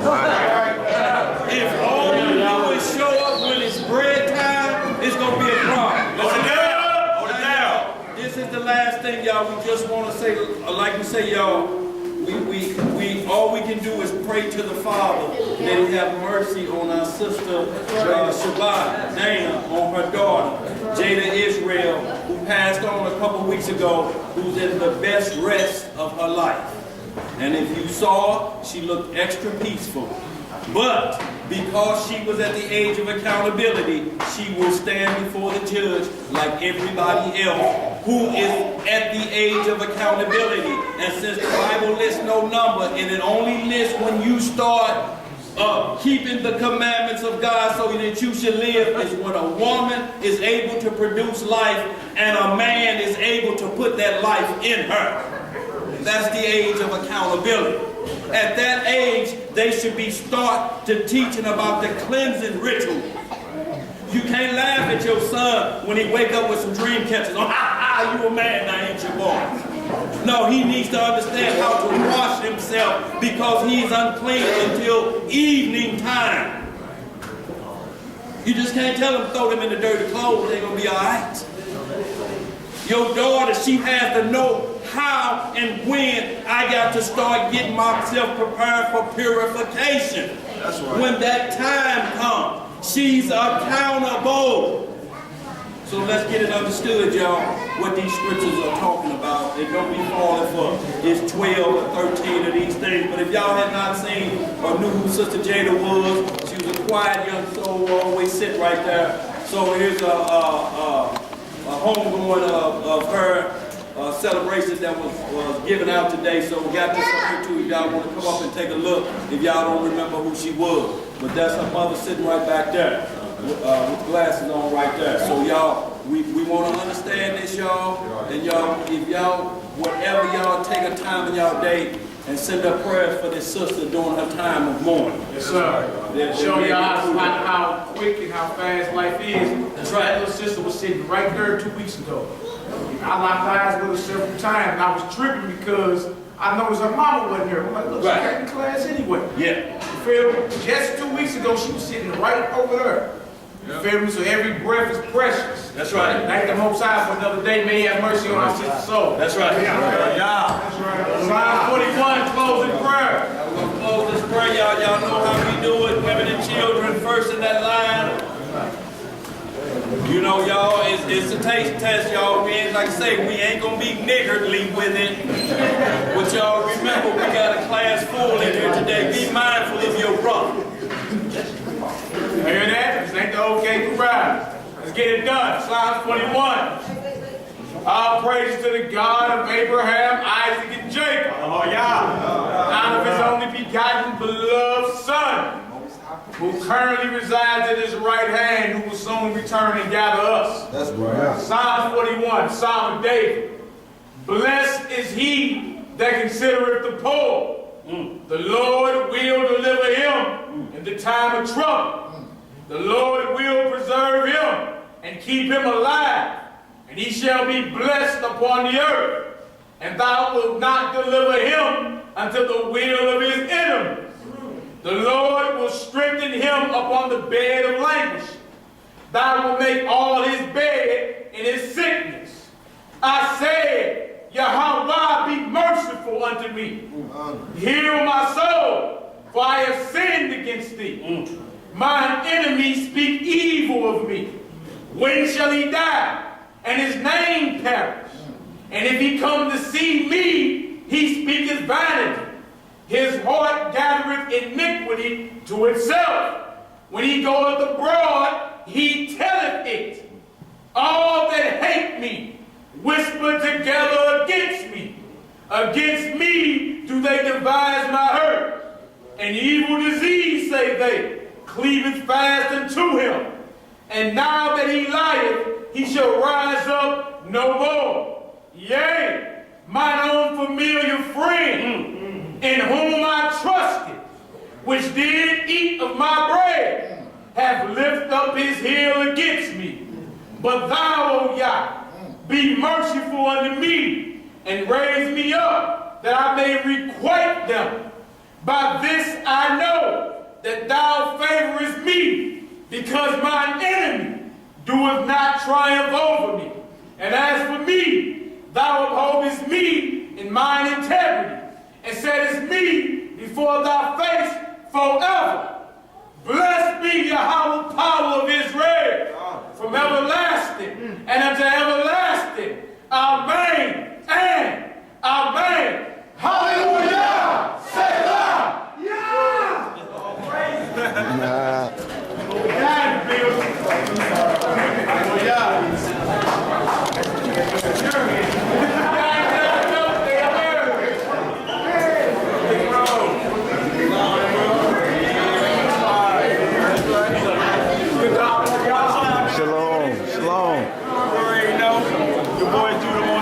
Israel, hit me up, youtube.com/Israelite314. Got community on YouTube.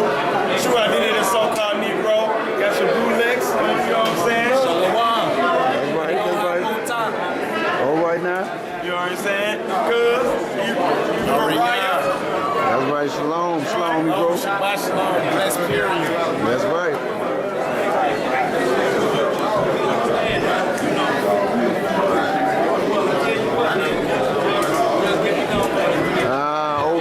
In Israel. Shalom, me bro. Well, my bad, I ain't get you. You know, all praise to the Most High and His Holy Begotten Son on His new feast day. That's right. 2014 coming. That's right. We celebrate that at Passover. Right, that's right. That's right. Shalom, me bro. I'm in Israel. Happy Feast of Purim 2014. All praise to the Most High and His Holy Begotten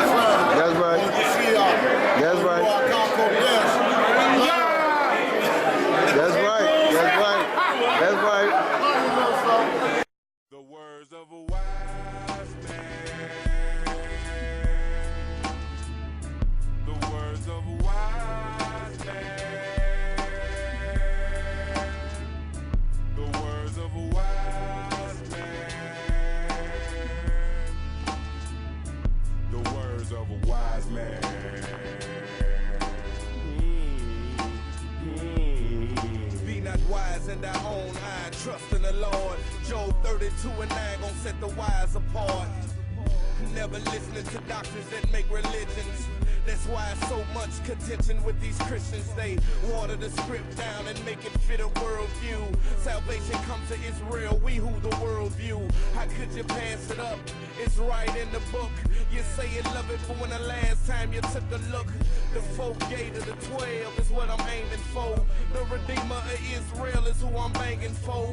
Fathers lost in the trade is why I'm banging for. The Holy One of Israel gon' let the nations know who he coming for and who his children be. The 12 tribes of Israel, we be that ancient seed. So get the streets ready and get your idols gone. Holy Jerusalem, we on our way home.